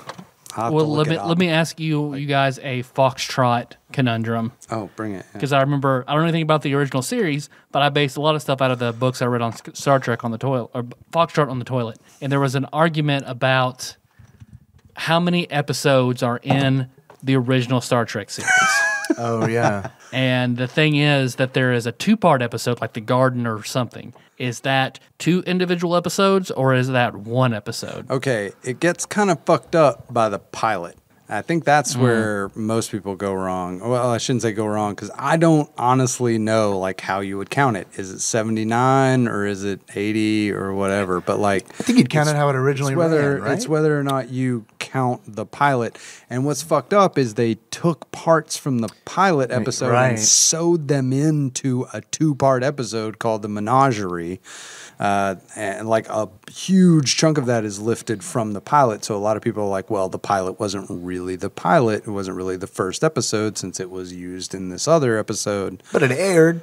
I mean, Right? And Did it air? I think guess it that's a did air. question. I think Did it they air? did air the pilot at They one did point, air it, but and Captain Pike becomes a massive character in the In Star Discovery, Trek universe. yeah. And in the reboots, the He Star does? Trek reboots. Captain Pike is a huge character But in Discovery, yeah. and in the Star Trek reboots, the 2009 reboot. The 2009 reboot. He's the admiral. He's the one that kind of remember the bar fight that Kurt gets Yeah, into the yeah, bar yeah, fight, and yeah. the dude that comes in and is all Yeah. like, "Hey, you need to fucking Okay, then let man me up, answer step me up." this. Who's the dude in the big metal coffin with the red light?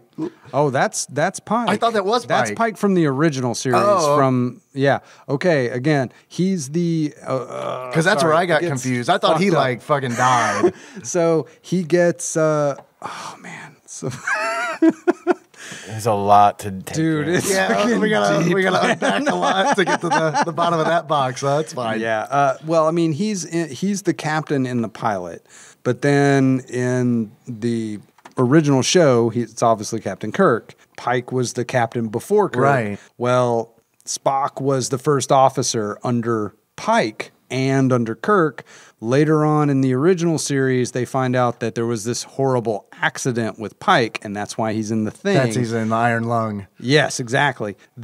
Spock goes off the rails, or at least they think he's off the rails, because he fucking just hijacks the Enterprise, and he picks up Pike and he takes him to this planet. We're going to a that is- titty bar. It's a weird episode. It's way kind off. of He's way off character. you're not super All far right, off all right, T-Chats. Let's do it. because there's this planet they won't go to because there's an alien race on it that they ran into that Pike and Spock ran into way before the original series ever started.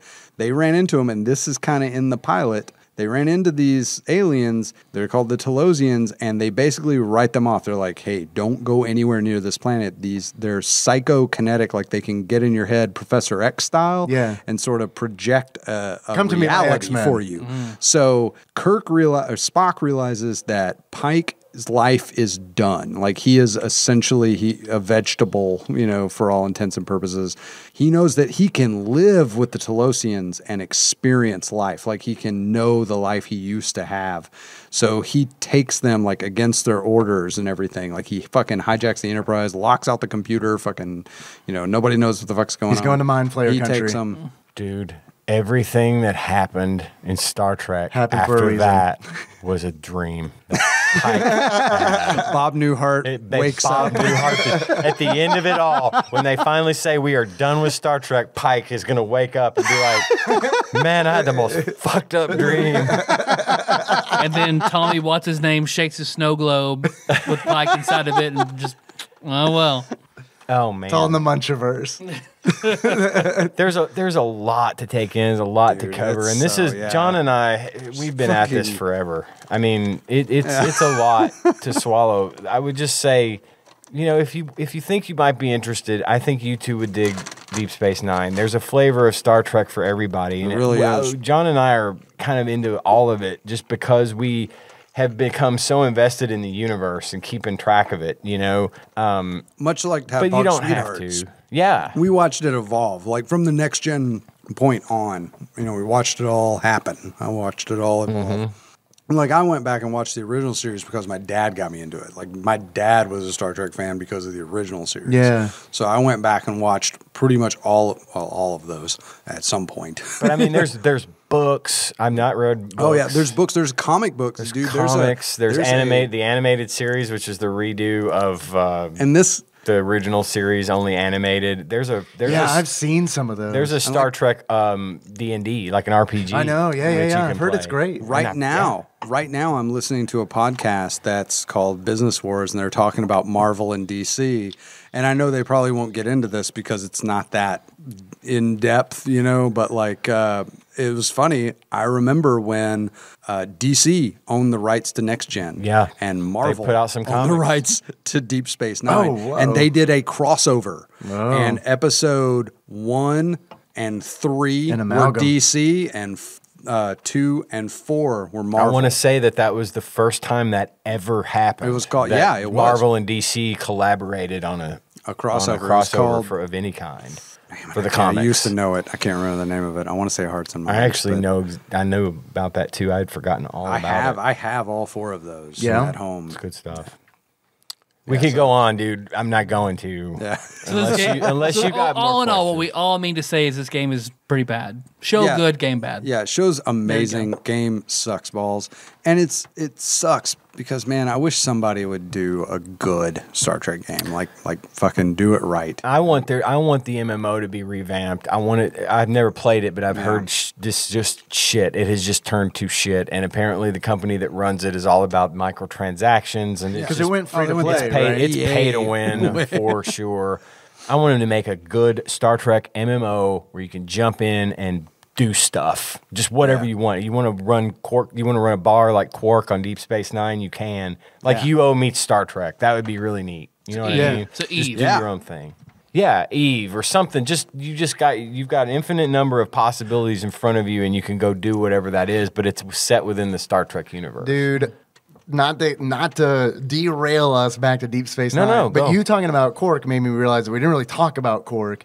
But that made me realize that we didn't talk about the dude who can turn into a bag. Like, is that like his mutant Odo. ability? Odo. Oh my God. Like, So, like Odo- he literally like sneaks onto a ship like in the form Odo's of a shapeshifter. bag. Okay. Odo's a shapeshifter. Hold on a minute before you say anything else. Yeah, Oh, spoilers. There are big Deep Space Nine spoilers Okay. if you get too far into Odo's don't do that backstory. because I might actually watch this. But real. Odo is a shapeshifter. You know that right away. He like Alex Maxes. Like he like He can do. liquid. He could change. He is the security chief on Deep Space Nine, which I actually think I called Worf security chief, but I had forgotten Yeah, all about it's Odo. Odo. Odo is a security chief, and the reason he is so good at his job is because he can disguise himself as a fucking broom and be up table on against the wall listening to mouse. somebody. Is it question? Is it? Oh, so it's a mouse. You said so. It's be not anything. just inanimate objects. Anything? I don't No. think he can go like be like an elephant sized thing. Okay. But he can always go down smaller. He can't add mass. Right, He can only right. He can manipulate what he decrease it. has. Yes, and he can be tiny and normal and like human size, and I think Odo's like 6'5", He's really Yeah, tall. he's a tall, big dude. Yeah. Rene Oh, Auberjonis is the Auberjonis, name of yeah. the guy that plays him. He's been in a lot of movies and stuff too, but he's a very good character. But yes, he is a shapeshifter, and I'm not going to tell you where he's from. Yeah, please don't. There's Yeah. a huge, huge backstory there is for a Odo. big fucking story arc there. All right. Finding out It's where he critical. comes from, who he is. It's critical. Oh, really? But Okay. like when he first shows up, he's just like they found him. Like they just like he just fucking showed up one day. You know, He doesn't know where he's from like, or what anything. kind of alien he is or anything. Trustworthy. But Alien with amnesia who but can he is- turn into objects. he is very no. I mean he He's does a very have honorable. He's very, yeah. very lawful. lawful. Yes, that was the Lawful. term I was looking for. Yeah, Neutral? super lawful. Good. Lawful good. Yeah. At least at first, he is lawful good. I'd say he probably gets down into the lawful neutral, maybe chaotic good at He some dips point. into lawful neutral for sure. But Yeah. he's a great lawman because he's all about following the rules. Dude is a stickler for the rules, and And that's so- what makes him so good at his job. Gotcha. What's funny is him and Quark are always like through the entire Well, yeah, show. because him- Quark seems he's like Quark is he's like a Quark is shady as he's fuck. a roguish individual. Definitely. Yeah. Is his what's his race? Ferengi. He's a Ferengi. Ferengi. Are they just tiny Klingons? Or Very No. but their whole the Ferengi are all about Klingons is what like Klingites? Yeah. the Ferengi are all about the acquisition of wealth. I mean, profit and the acquisition of wealth. Their entire Klingon. Sorry. law system, their entire rule book is called the laws of acquisition. rules of rules of acquisition. acquisition. And their whole point in life is to make money and get more stuff. Okay. And that's So he's like smuggling shit in. He's like using the He's the- station as his own like criminal personal element, yeah. outpost. Like he's just he's the fucking guy shipping- that can get things. And they're Yeah, and he's totally. leaving because it's like, oh well, this is under new management, the Right. Federation, so I can't make money anymore. So I'm out of here. But then they decide, Yeah. it would be good to have him around and his atmosphere. It would attract people to come in and not, But Yeah. more importantly, should all Federation citizens be able to openly carry phasers? all Federation. all Federation citizens are allowed to openly carry phasers. It's just not always easy to come across one. It's harder to get them, but if you got one, feel free to carry it because you can do whatever the fuck you want. Okay. Pretty much. In the Federation, it's like Yeah, as long It's a as you u- don't violate someone else's rights with that phaser, they don't really give a fuck. yeah. There's obviously there's law and There are whatever, certain but places you might not be able to carry that. The phaser. thing about the Federation and Earth at that time is that we have surpassed the need to burn things to make energy. We have safe, clean energy. We have food replicators. No one is hungry. Everyone is equal. You don't have to work for a living unless you choose to. Right. unless it's You something do things that you genuinely do enjoy what you doing. want to do. So if you love being a builder, you be a builder because you love being a builder, not because the guy was hiring down the street and I got to pay the rent. Everything is provided. You just have what you have. When you live on Earth, you just are what you are. You can do whatever you want. If you want to be a painter, you want to be a sculptor, you want to go to the Starfleet and be a part of Does the it go into it? Is Starfleet. there like a base universal income then? There is no for money. Federation? No money. Yeah, there's no money. Not on Earth. They don't have a All your basic necessities in are the taken care galaxy. of. The currency is typically referred to as gold pressed Gold-pressed latinum, and that is used as trade across laudanum.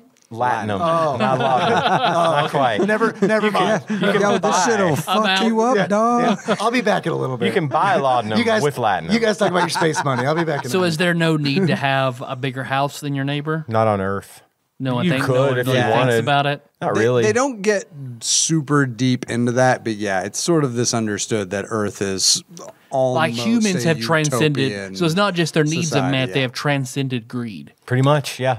I mean, for the most part. Yeah, you do It's- still run into some elements who Most have of maybe which not. is political, and Yeah. but the crime doesn't take place on Earth. So I guess usually. power is the only thing you can covet because it's Yeah, not yeah. physical. Pretty Typically, much, yeah. you will run into people, especially in Deep Space Nine. You'll run into people who are straight up trying to get rich. But think about it like this: but- average folks like us in that universe and on Earth at that time we'll be fine. We'd be fine with what we have. I mean, it would be you don't have to do anything you don't want to do. If you just want to chill out and have a podcast, and I do 7 episodes a week, okay, whatever. You don't have to, because you're going to get fed, you're going to have clothes, you're going to have a place to live, you're going to have everything you need, and anything you can make or earn or find if you want to. You know, the things that you have are the things you collected because it was your passion. For example, Jean-Luc Picard was very big into archaeology. All of the things he owned were relics, things that he had uncovered and discovered that, you know, he was allowed to take or keep or whatever. And those were little souvenirs of his life's journey. But not so much about having money or having stuff or my shuttlecraft is bigger than yours or any of that kind of stuff. So Star Trek is the timeline in which Bernie Sanders won in 2016. Pretty much. I got you. I get it. Cool. Because, you know, it's like if you wanted, okay, so fine, I've got this really nice shuttlecraft. I knew that, John. but I don't necessarily care that, you know, this guy next door has a really nice shuttlecraft. Fine. I don't need one because I can use a fucking transporter to go anywhere I want on the planet. I don't need a shuttlecraft. But if I like to fly shuttlecraft, I can have one and fly it. If I so choose. But if I want to go to the Bahamas, I just go beep, bop, boop, and fucking go to the Bahamas via transporter. You know what I'm saying? It's just it eliminates a lot of that. He's got what I want type stuff because it's not really Deep Space Nine. They pull away from that a little bit. Well, resources are limited, right? They're so far from Earth. It's you have to be in an environment where everything's infinite. Yeah. So they're not in that environment. So of course, all those Right, elements yeah. Shit up. ain't. That's the great thing about Deep Space Nine is shit ain't perfect on Deep Space Nine. You know, Exactly. like there's a lot of just. Very little time is spent on Earth in any of the series. You very rarely, you hear a lot about Earth and how we've transcended the need for wealth and blah, blah, blah. But basically what you run into everywhere else is how it's not like that. Yeah. Well, that's the natural. But it is an allegory for From what Earth. I understand, today. that's what Gene Roddenberry was going for. Yeah. A utopia that you're above racism, materialism, and spreading that message throughout the universe. But that's what I gather.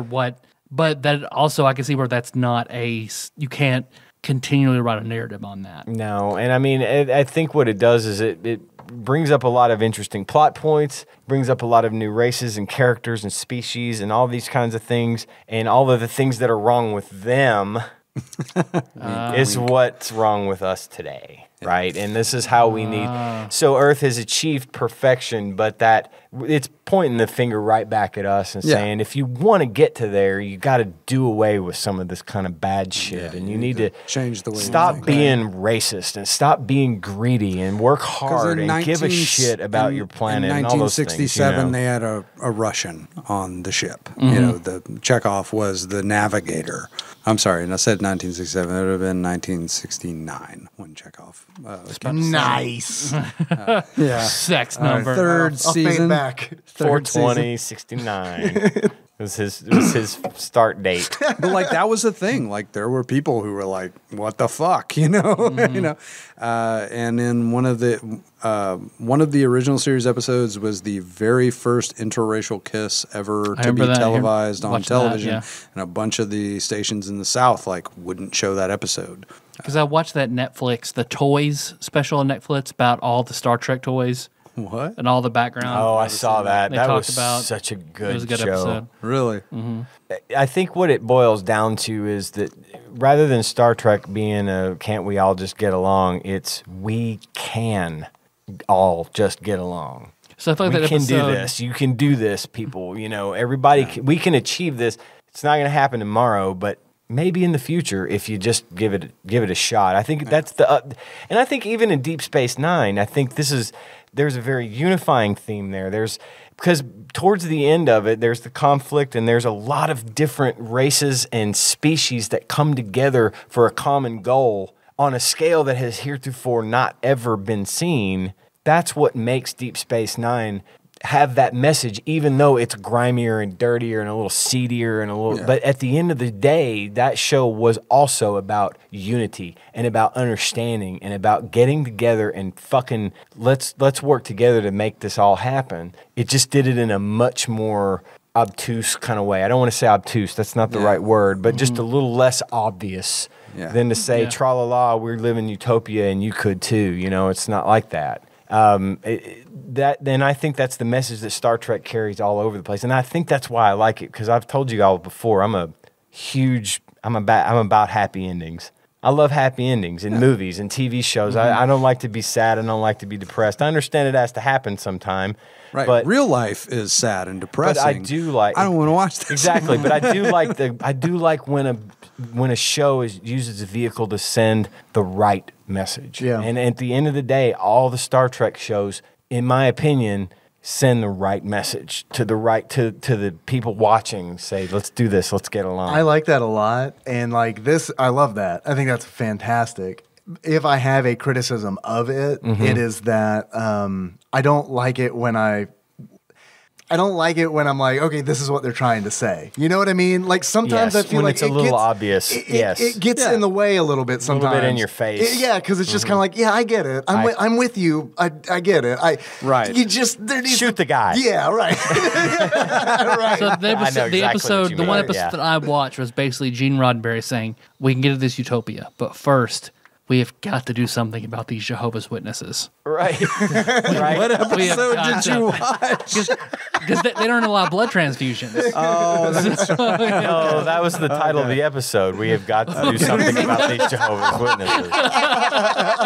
Don't remember that? That's one of the three title episodes I know. yeah, that's like a top 20 episode. You got to do something about them. Oh man. But no, they definitely use it as a vehicle to show particular, to teach a lesson. A lot of the episodes have a lesson, and it does sound rather preachy. And it is funny, like going back and like I was trying to pick out like a top 10 next gen episodes for my sister to watch, and I was going through doing it, and I'm like, a lot of these were very kind of ahead of their time, like late 80s, early 90s. The You're ladies, talking about this particular topic, and it's like, oh, They deal with Yeah, sexism. They deal with gender issues. They deal Yeah. with, I mean, all that stuff. And it's very, very so it seems forward-thinking. Yeah. preachy now.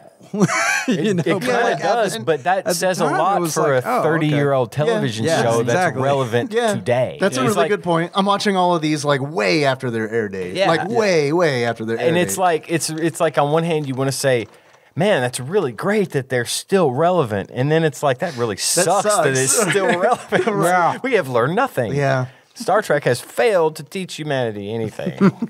There are still people out there not celebrating birthdays. Exactly. And those damn Jehovah's Witnesses are still around. Who doesn't celebrate birthdays? Jehovah's Witnesses. Yeah, you're right. Yeah.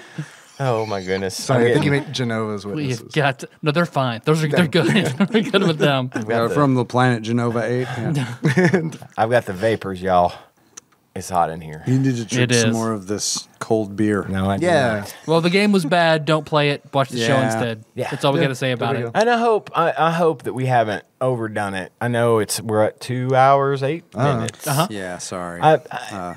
I talked to Dave about this beforehand. We wanted to fill this episode up with Star Trek stuff, and Yeah, I you don't did. know if we bored everybody to death or if you guys are like, I don't "Please know shut shit up." about Star Trek, but I enjoyed hanging out Here, and talking about it. I loved it. Here is what I'm worried about. And, well, fuck it. I'm not worried about it because you guys can do this for another 2 hours when we do the next gen SNES game. I was about to say I'm worried that we're not going to have anything yeah. to talk about. Oh God, no! We're just getting started. We're just getting started. We were in the. We had just listen on the this could be a trip to 10-hour episode. Perfect. Let's do it. on the No, hey. on the trip to prom that he and I drove. Okay, you know that this last time we went to prom, Out of context, that's a good sentence. when John and I went to prom, Yeah. see, we were dealing with gender issues in the fucking. Yeah. You were. No, when we went to TADPOG prom in Louisville, The Louisville we Arcade got Expo. we got in the car. He picked me up. We got in the car. We drove. Got about an hour and a half out. My His shuttlecraft fucking failed. car fucked up. We had to drive all the way back to Paducah. Right. Get my wife's vehicle, Had get it impulse oil power. changed, get food, get back on the road, head back for another 3.5 hour drive. The entire time we talked about Star Trek. And we were not finished talking about it by the time we actually got to Louisville. We listened. We can cover this. That's why I said we were going to do a fucking podcast on Star Trek, because this is what we do. This is actually a backdoor pilot. I don't know if you guys. Oh yeah, okay. Yeah, we didn't tell you, but this is a backdoor pilot to the Star Trek podcast that you two do. I see. We listened to the entire album of Compton by Dr. Dre and talked about Star Trek. Yeah.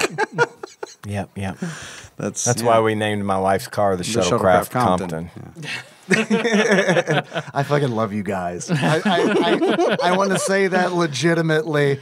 I have been filled with joy, like looking at your faces and being like, I've known these guys for more than half of my life. Think of all the jobs you've had and all the people you've met in all your jobs. How many are still in your life the way that you guys are all still in each other's Yeah, lives? totally. Very few, and I will say that You're it's gonna make me just, rolling a tear. You're gonna make me roll a tear talking like that. hey, as much as it's campy, it's true, because I've been drinking. I've had John's getting sentimental. Been drinking and been thinking about a little bit of gay stuff, so don't do this to me. John is getting sentimental. feeling a little verklempt. Tyler's getting gay. Talk amongst yourselves. No, it's been fun. Hey, Just getting to this point, and I would have never thought in a million years that here's where we'd be and that this would be the way it is, John and I bonded on a very deep level in that, he and I neither had any brothers or sisters, and so we sort of surrogated each other in that role, Yeah. And then to have met everybody. Those that were just paying attention to me saying I was going to pick my 10 best episodes for my sister, I didn't know about her till I was 35. Okay, go ahead. Yeah, I've known I lived John my whole longer life than thinking he's I was known his the- actual sister. Exactly, That's true. I didn't see. I'm so used. I'm still thinking. I forgot. I mean, I'm so I sorry. was an only child. You grew up an only really. child. It is honestly really hard to not think about you as an only child, because like my sister and I were separated by 13 years. So we're Yeah, not only yeah. children, but we definitely had like individual childhood. Definitely, yeah. So it's like you were also kind of like surrogate brother. I mean, it's just like so it is. It's, Everybody, It's everybody okay. at this table knows, and everybody listening, you have those people in your life that would do anything for you without question.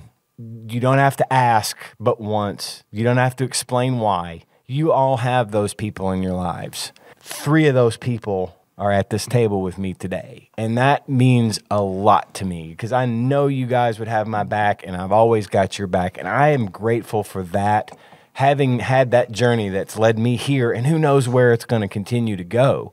But everybody out there, this is in that Star Trek happy moment. yeah, here we are. Take this opportunity to sit down and think about those people. Are you with them now? Have you called them in a while? Have you not? Do it. Call them, get together. Think about those people that you know would do anything for you. Think about why you would do anything for them. Call them, or think about them. You don't even have to call if you don't want to. Just think about them right now and think, you know what? It's pretty nice. It's pretty nice. Because And I got three of them. Because there are people like I Right think here. that I'll always be friends with no matter what, that I've known through the course of my life. Yeah, and a lot of them I haven't talked to them forever, but I still know I would. So it's a good point. Like, even if you know you would, still, say something. It's sappy, I know, and I'm not trying to get up on my emotional soapbox here, but it is rare. It's rare. Yeah, totally. And if you got it, you need to acknowledge it. See, I wasn't part of the Apex crew, like by any means. I just You would happened to have know fit right Brandon. in. You would have fit right in. See, it's You were on the eerie. tertiary. I was Yeah, I was you're- tertiary because of Brandon, but it's still almost eerie how, without being a part of that world, just orbiting it, that I was able to click almost instantly with all 3 of you. Yeah. You knew how that worked. Yeah. That place shaped a lot of dynamic, people. you know? That place shaped a lot of people at a very formative time. Fuck yeah, it did. And it for the good. Yeah, For the yeah, good. absolutely. I mean, Definitely. I'm here because of it. I'm sitting right here right now because of that. Yeah. And that's why I got to hug Brandon for an extra couple seconds every time I see him, because that You boy might was, not see him again. Yeah, exactly. that boy was Don't right Brandon. there, and You don't you're know. right. If I And if I that's- go to prom and I see Brandon, this is my opportunity to see Brandon. And, he's the guy that will go. I'm going to the store to buy some cigarettes. He's like, I'll go with you. Yeah, dude, hop in the back.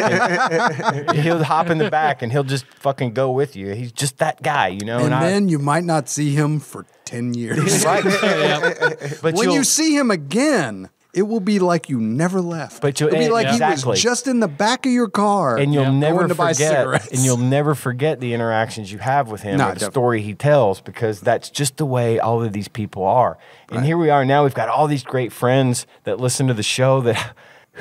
How many people have we met as a result of TADPOG and going to For prom real, and man. all of That's these some fucking awesome people. We got Micah, we got Mike, we got Bailey, we got Taryn, we got all these great people that I never would have met had it not been for Apex and the chain of events. So think about those things in your life and how that all plays out, because you might forget. You don't want to lose that. You don't want to lose that. For us, all those people in the Tadpog Nation are direct. They're like a descendant of you. And you. I mean, I set you down the path. If we to didn't know iniquity. you, we wouldn't know any of those people. And if we didn't know Dave, we wouldn't know any of those people. Yeah, it's true. It is. It's crazy how everything kind of comes together. Yeah. I was just I was over speaking. I apologize. I was just telling Dave I set him down the path of iniquity. I gave him that first beer. That's true. I remember drinking that first beer. He didn't want it. I didn't. And then I told him he had to fucking drink it. It's true. No, thanks. I opened it and handed it to him. I said, no, this fucking beer is open.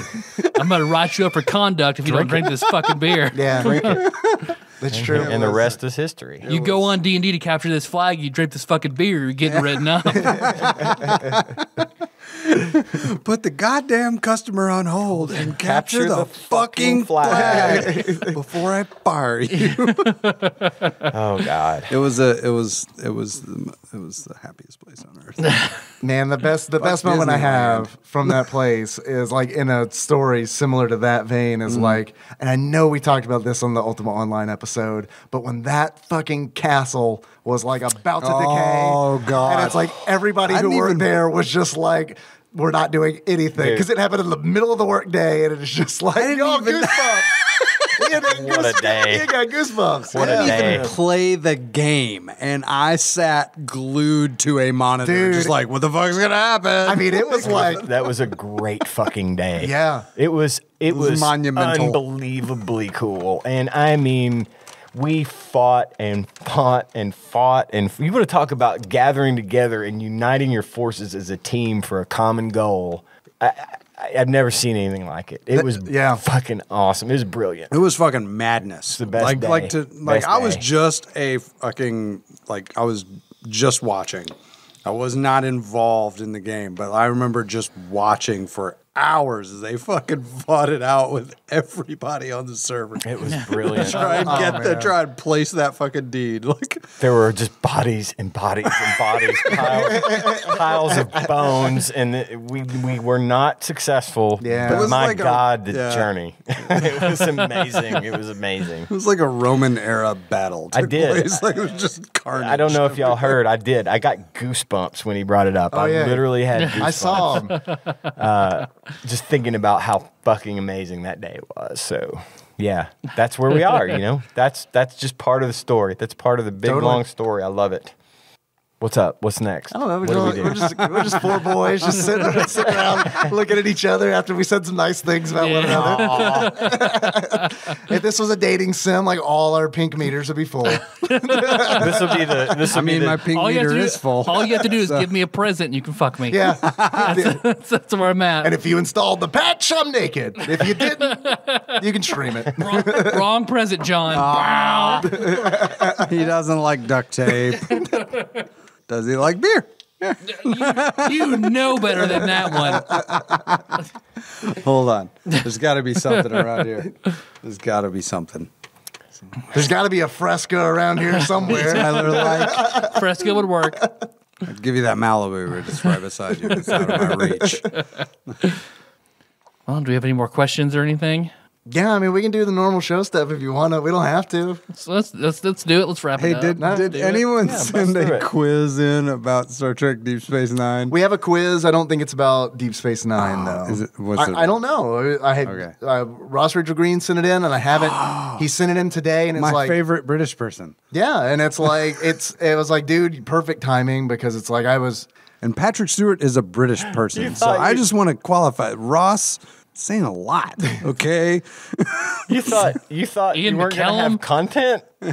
What's no, I was worried that because we're recording a day early, I was worried we wouldn't have a quiz because I didn't tell Ross. I keep forgetting it's a that- day early. Happy belated birthday, Still Monday. Josh Edwards, Time Lord Josh Edwards. Hey, he's a Yeah. Time Lord, so it makes sense. It's fine. It's So in the future. happy birthday tomorrow, today, and yesterday. and always. We love you, Josh Edwards. Again, another person I never would have met. if it weren't I for very TADPOG. nearly sent him a picture of my vasectomy balls yesterday. I said, "Happy birthday! Wow. Here's my balls." Happy Borg Day. Your friend Tyler. It's my balls with a photoshopped Borg. I'm sorry. I just want you to know that, Fucking like, Vegeta, islands over it. I just want you to know that, like, getting a vasectomy was a thing that I was like gonna fucking do. I like, still that say was, do it. I mean, I still want say to. do it. I'm gonna do it, but man, you got me. Just chill the fuck out after you do. Some fucking Do second it on a thoughts Friday. hard. Do it on Like, a Friday, and do not move until Monday. Yeah. dude. I still did housework, and that was a mistake. You talking about that? I was just like, oh, I don't know. I don't know if I can do this. Maybe this is not. I made the mistake of still doing shit. You just got to lay the fuck down and do nothing. Sorry. Get it. Wait for me to finish out this garage. You get your vasectomy, and then just come out and live here for 2 days. I like the vasectomy garage. I like that idea. I'll do it if you want me to. Save you a buck.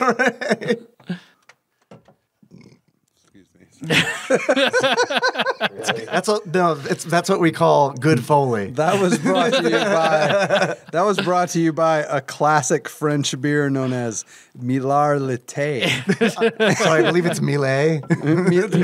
Yes, thank you. Sorry. Sean- Millard Latte. Sean Millet. And yeah, exactly. Also, Hashtag more melee.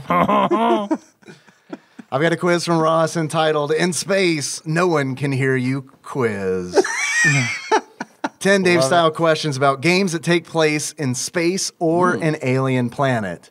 Usual rules apply. All games have been covered in the past and are in the order in which they were released. I love that hallmark. who has the fucking?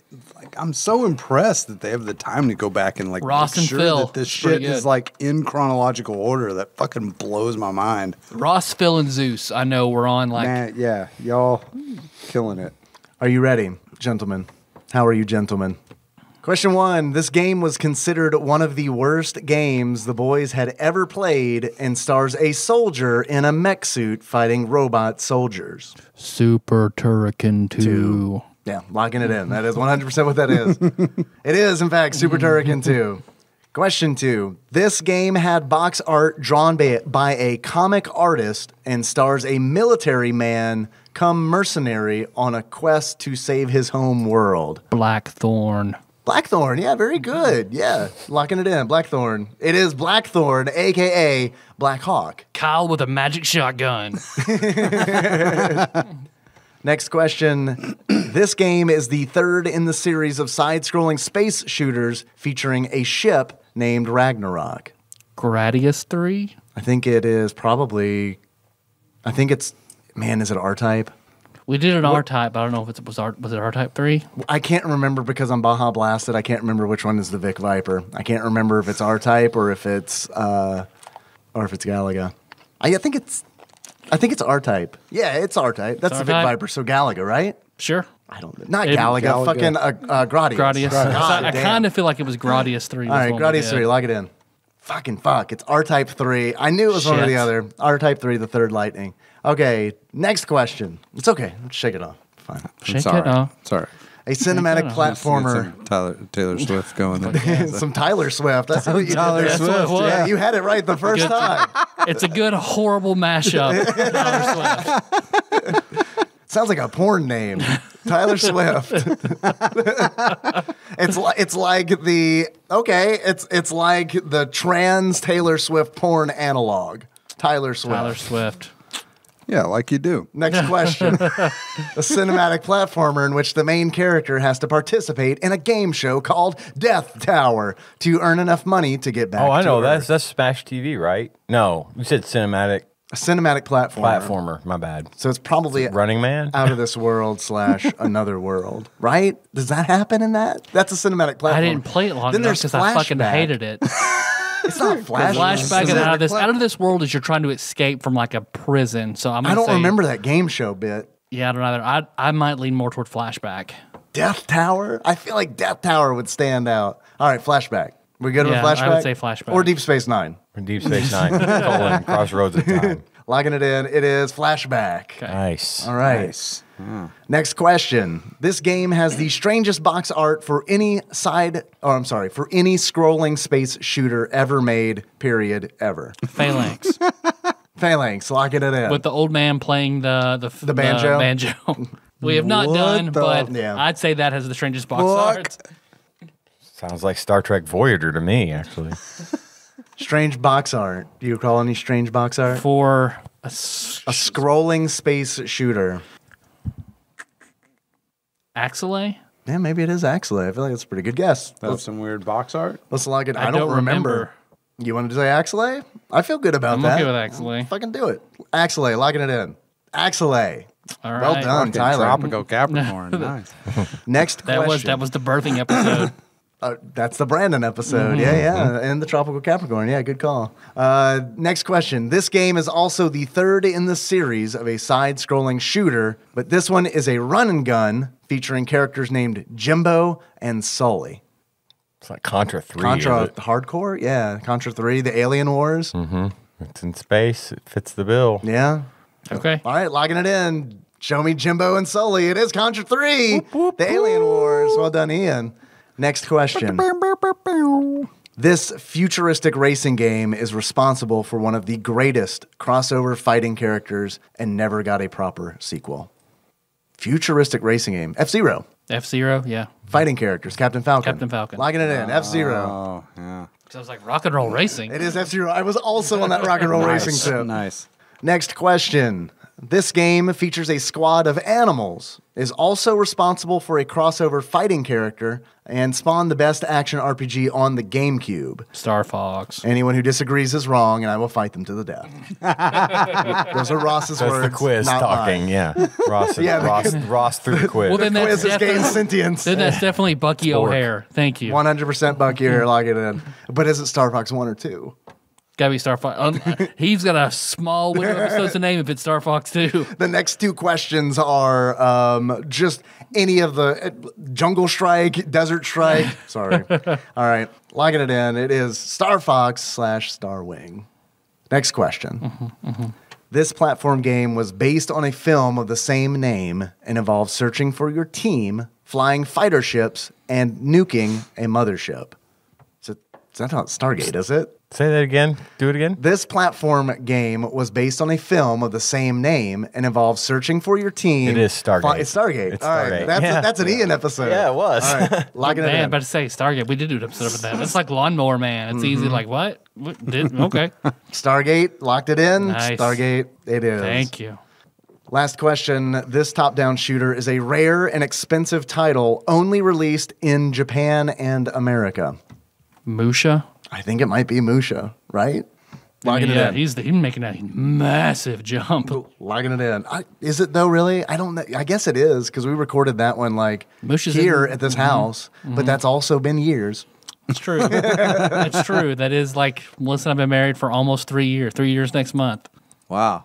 I like Musha though. Locking it in. Musha. Musha. It is Musha. Nice. All right. Well done. That was the last question. Man. That was the last one. I think we got like 9 out of 10. Damn, That's good. son, you were killing it, Tyler. Shit. Fucking R-Type. Fuck. Oh R-Type man. Gradius because they're so similar. And I said Galaga, like somebody's grandfather. Space shooter. Asteroid. What's wrong with Gallagher? You guys have any achievements for this game? Space shooter. Do not. Reaganomics. Space Star, shooter. Star Wars. How do you unlock space shooter Reaganomics? It trickles down eventually. All right. So you don't. It unlocks you. Yeah, the voodoo economics. Yeah. All right, so no one has achievements. I have titles. If should've. you'll help me with the achievements. All right. I didn't stream this on Twitch because I had an equipment failure and I got in a really bad mood. No, I get it. Not over I get it, but it definitely sparked it, and it was like, I'm not doing this. There's no, I Yep. cannot emotionally recover, Right. and do this. Like, Good choice. Yes, I've had a computer failure as well. yeah, And then have to play this shitty game. right, exactly. Oh, Yeah, fuck that. it's not like I was Russian, you know. It's Right, like, yeah, right, let's get to You're American. Yeah. Damn right. rushing. Let me get to this fucking sweet Deep Space Nine action. Yeah, no, I get it. All right, first achievement title: Keeping Up with the Cardassians. I knew that was going to be one of them. All right. I saw that coming. I mean, that was available for anyone here to take. I feel like we got to say it. Right? Yeah. No, please. There is one a Cardassian Yeah. that you can talk to. Garrick. Yeah, Garrick. So I have Garrick make you a wonderful. suit because he's a tailor. I love There you go. fucking Garrick. Garrick is the shit. He has the best hole. I love fucking Garrick. Love that man's hole. You're right. Yeah. So well tailored. Kardashian. Your adjectives, my friend. All right, next title: Late Night with Chief O'Brien. I did not see that coming. That's a good one. That got me in my funny spot. Yeah, That's pretty good. I think that you just make random Texas Walker quotes while you play. You the stand game. beside him and randomly talk to him every few minutes. Yes. Captain Sisko told me I have AIDS. What? Next achievement title: Deep Space. You said it was a good size. So instead of Deep Space Nine, Deep Yeah. Space. You said it was a good size. Look, man, I just write them. Deep Space. I hear girls actually just prefer space for the most part. No, Dave. Deep Space. It's supposed to be skinny. You wanted to hurt you or something?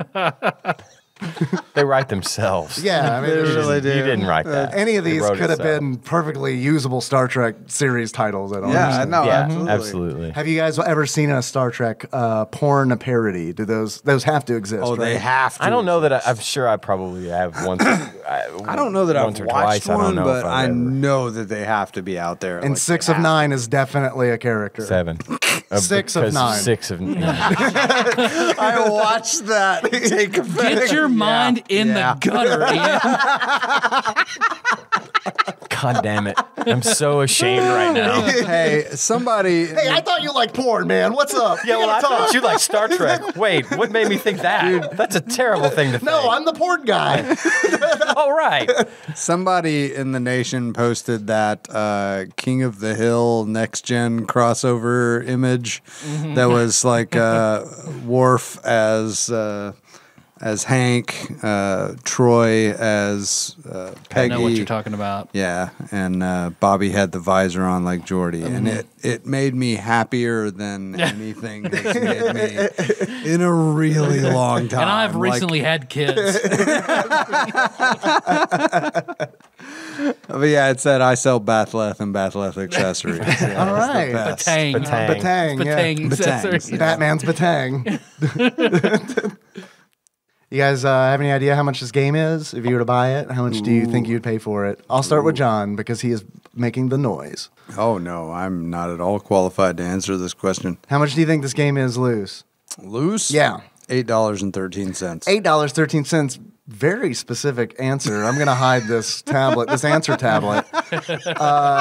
Tyler, how much do you think this game is loose? $7.15. $7.15. It's like I'm expected to remember these numbers because I will not. I'll remember. $8.13, $7.15. I have to recuse. I stumbled across it while I was researching stuff. Okay, So, all right. Hey. Not playing. All right, very- honesty Man. is the best policy. Ian wins. Recusing himself like Jeff Sessions in this motherfucker. Thank you. I was searching for it. I was searching for Jeff Sessions in my head before you beat me to it.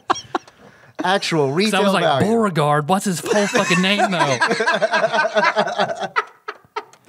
Actual retail value of Star Trek: Deep Space Nine Crossroads of Time loose on average, according to PriceCharting.com at the time of this recording is.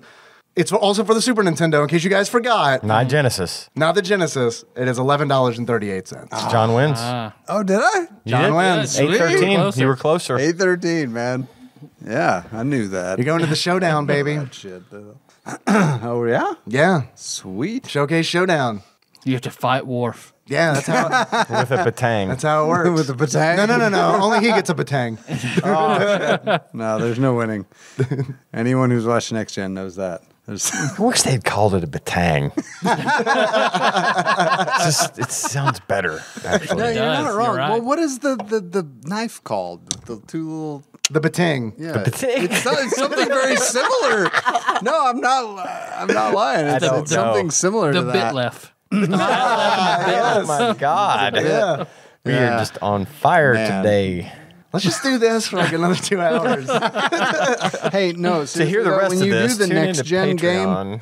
when you do the next gen game, somehow you're gonna have to find 2 more mics because you gotta have Josh and Nicole on. All right. Okay. And me and Ian are not giving up our spots. I got a Like, mic. I'll bring yeah. a mic. okay. Okay, I got so a mic you at can home bring a too. mic. I can bring one. I'll find a mic. I don't care. I'll borrow your mic. I'll just sit in the I don't care. background and laugh. It's fine. Dave No, said no, he no, has no, one. no. I got one. No, we need We all got of plenty. us. We got it covered. Okay. Yeah, All right, we got it cool. covered. The I board want- the board can handle it.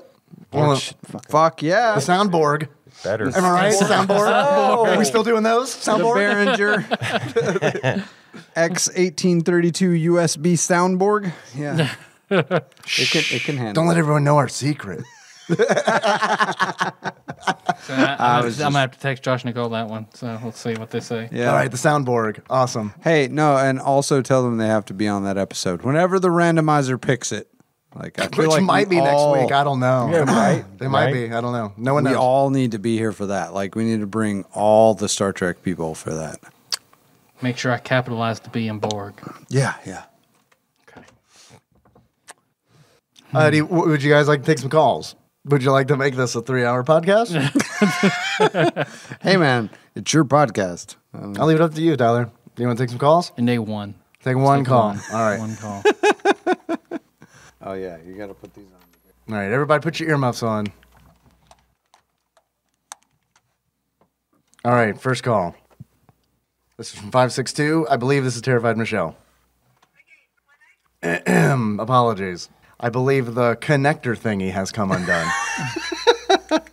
Of course, this is a technical term. No, man. I mean, you need to. You're gonna need to get your hydro spanner. And you're gonna, Michelle, there you go. It said, please say your name and the Google Voice will try to connect you. And I'm like, what? What's happening?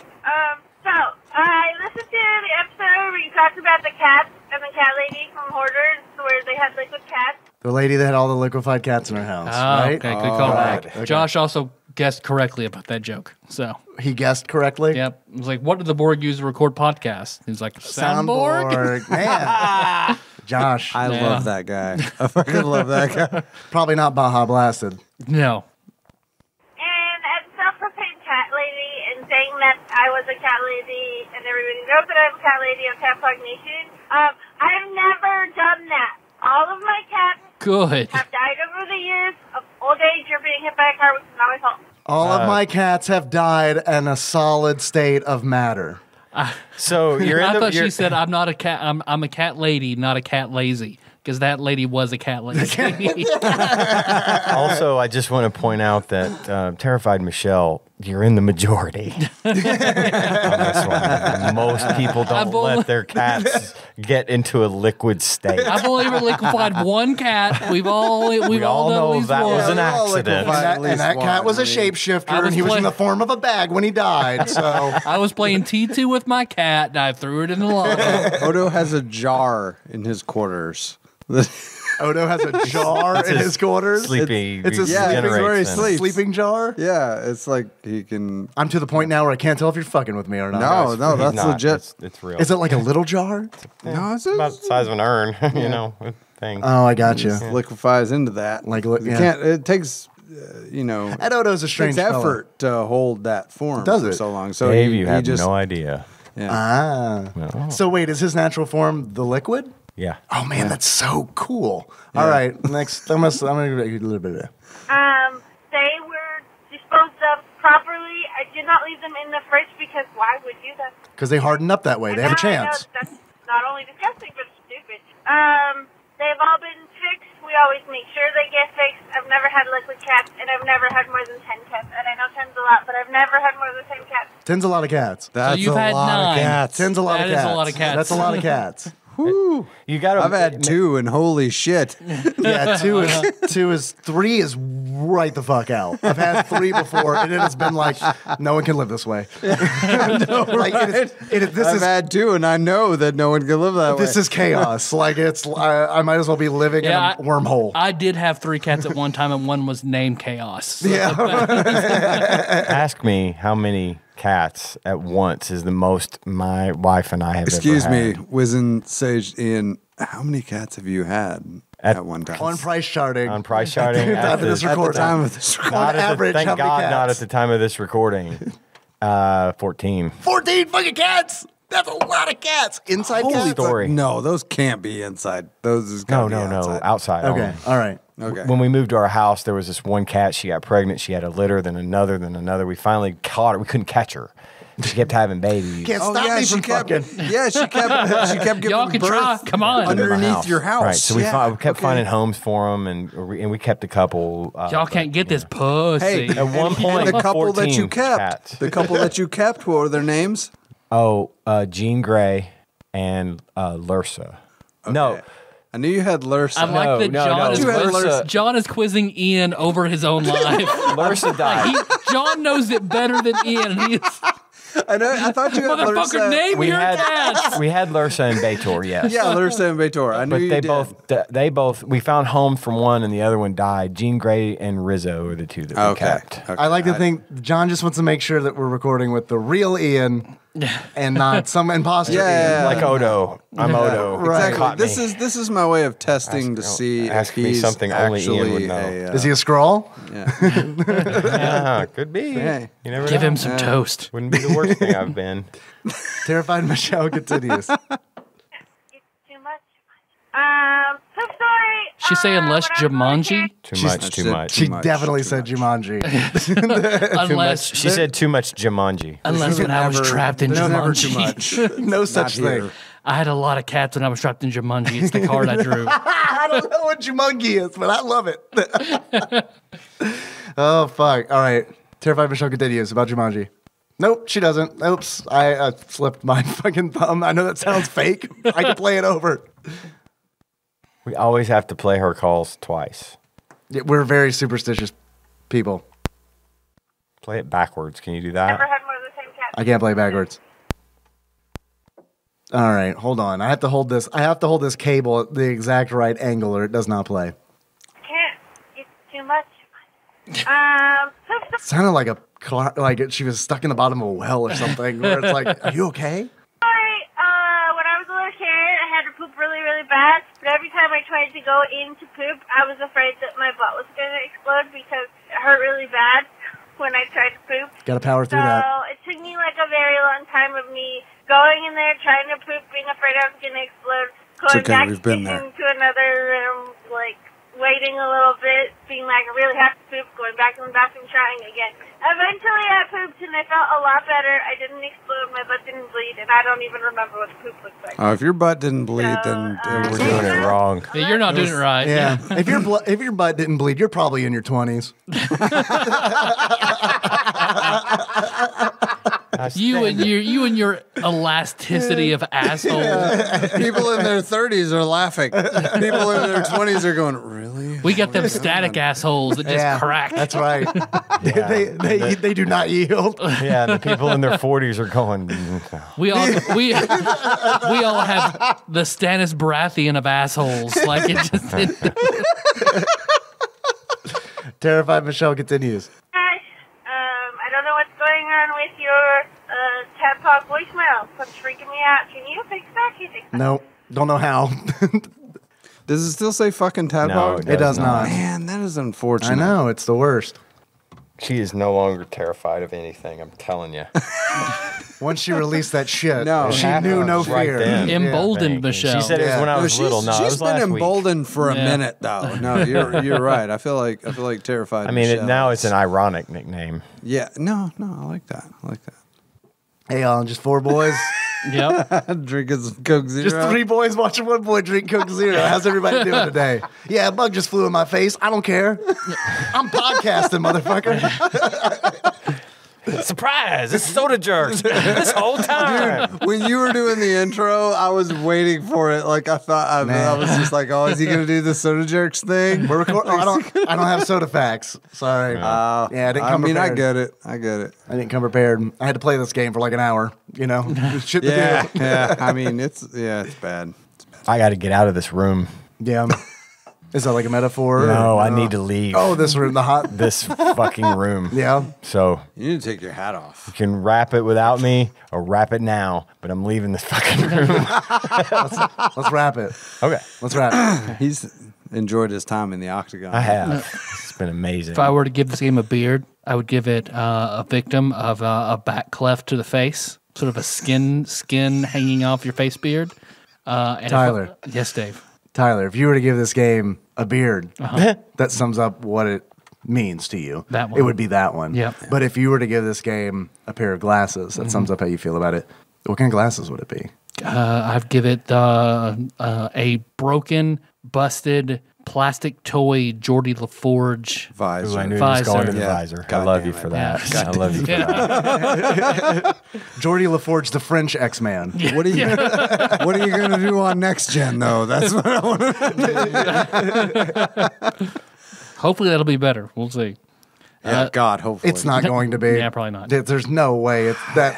I don't Okay, know. maybe it'll be better than Deep Space Nine, but it's not going to be a good Yeah, game. No, it's not Right. gonna be good. We can I didn't all- say it That's was gonna pretty be good. Right. easy to assume. Right, Yeah. right, okay. Now let's everybody commune. Regulate your mind. Point your pleasure holes in a Point your random pleasure direction. hole in random direction as we pray, commune for guidance from the randomizer. Pass around our peyote. So we can have our vision quests. They do that on Star Trek. Yeah, they do. That's a shy boy. That's a shy boy. That's a shy boy. I like it. even doing I'm bashful. Bashful. My pleasure hole. That's a bashful. That's a little bashful prayer. They got a tight little pleasure hole. Don't fuck me too hard, Mr. Randomizer. Daddy Randomizer. It's going to be Star Trek The Next Generation. No whammies, no whammies, no whammies. Stop. 223. Harvest Moon. Go again. Oh, okay. No whammies, no whammies, no whammies. Stop. 626. Any guesses? 626. We were in the 600s with this, so maybe we're in the S's. Super bases loaded. Super something. Oh, yeah. It is The Terminator. The Terminator. Oh shit. Terminator. He made a fucking Terminator reference like 15 minutes ago. It is the Terminator. There's the grace of the randomizer. Did I miss the That Terminator might actually reference? be Talked about a good liquid game. cat. When I was playing Terminator with a liquid cat. Yeah. That might be a good game, actually. It might be. I remember playing T2, the arcade game, and it was good, John. but this is, I don't know. I had no idea what this kind of game hurts. this is. Okay. Call to John. Cool. Hopefully you can play it on Sunday. Yeah, I hope so. I'll actually be at a wedding this weekend, so Maybe I don't know. We'll see. Maybe I can make it back. Maybe I can't. I don't know. So, hey, we got Facebook, we got Twitter, shirts.tadpog.com, Shirts. Instagram. I'm going to post this awesome stuff Mike sent us on there. Our theme song is Moves. I think we're driving that track from the shirts.tadpog.com. Got that Patreon, but I want to make sure I don't glance over that. So I'm going to go that far and stop. Patreon. Patreon. You're gonna stop? I'm gonna We're stop. done with Patreon. I'm not going to glance over Patreon. I'm going to stop so you can do Patreon because that's important. Gotcha. Well, everything's important, right? Not as Everything's important. but not as important as Patreon. Right. All right. Hey, did you enjoy this? If you did, and I know you did because you are If you're still 3 here. hours into this, Yeah, if you're still motherfucker. So here, you're you like, I fucking really enjoyed it. I really liked this. Wow. If you're one of, look, essentially what I'm saying is if you're hearing this right now, you owe us $1 legally. Oops, I'm sorry. Maybe we should have been more upfront with that, but legally you do owe us $1. So you go to patreon.com/tadpog, donate $1. You get so much shit for $1 too. Like you get so much content for $1. We got a whole bunch of bonus episodes on there. the prom photos we took with our waifu pillows, and we've got some videos on there. Tyler throwing up is on there if you want to see. Yeah, I've seen that. A few times. It's true. It's true. You know you want to see Tyler throw up. Come on, you do. Come to prom. You'll probably see Tyler. So 3-hour podcast. If I had actually worked, how many dollars would I have? The exact same because I'm salary, so it doesn't matter. Right. Yeah. It's smart. Yeah. Smart. Or not smart. You don't have to podcast whenever you want, though. You have the option. true. You're like, it's fine. I'll podcast. How you guys want to close this out? Well, maybe as your favorite Star Trek captain. Okay. Okay. Okay. Ooh, that's tough. Why you got to do that to me right now? Don't even think about it. You're already thinking about it too much. Well, of course I'm thinking about it. Yeah, so you can't. You just gotta an like initial gut reaction. Yeah, that's your true answer. So until next time, tropical Capricorn. That's Chris Hemsworth. You were Kirk. Yeah. George Kirk, man. That's a nice John and I name. both went John Yeah, Luke. we went. All right. Fancy. Badly. Yeah, terribly. Yeah. Let's get the fuck out of this hot room. Bye.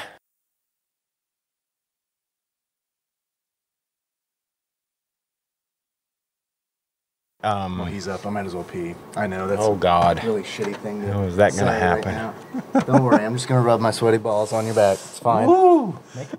Make another pass. Don't worry. I gotta get back. The question as I pass, do I give you the ass or the crotch? Crotch, please.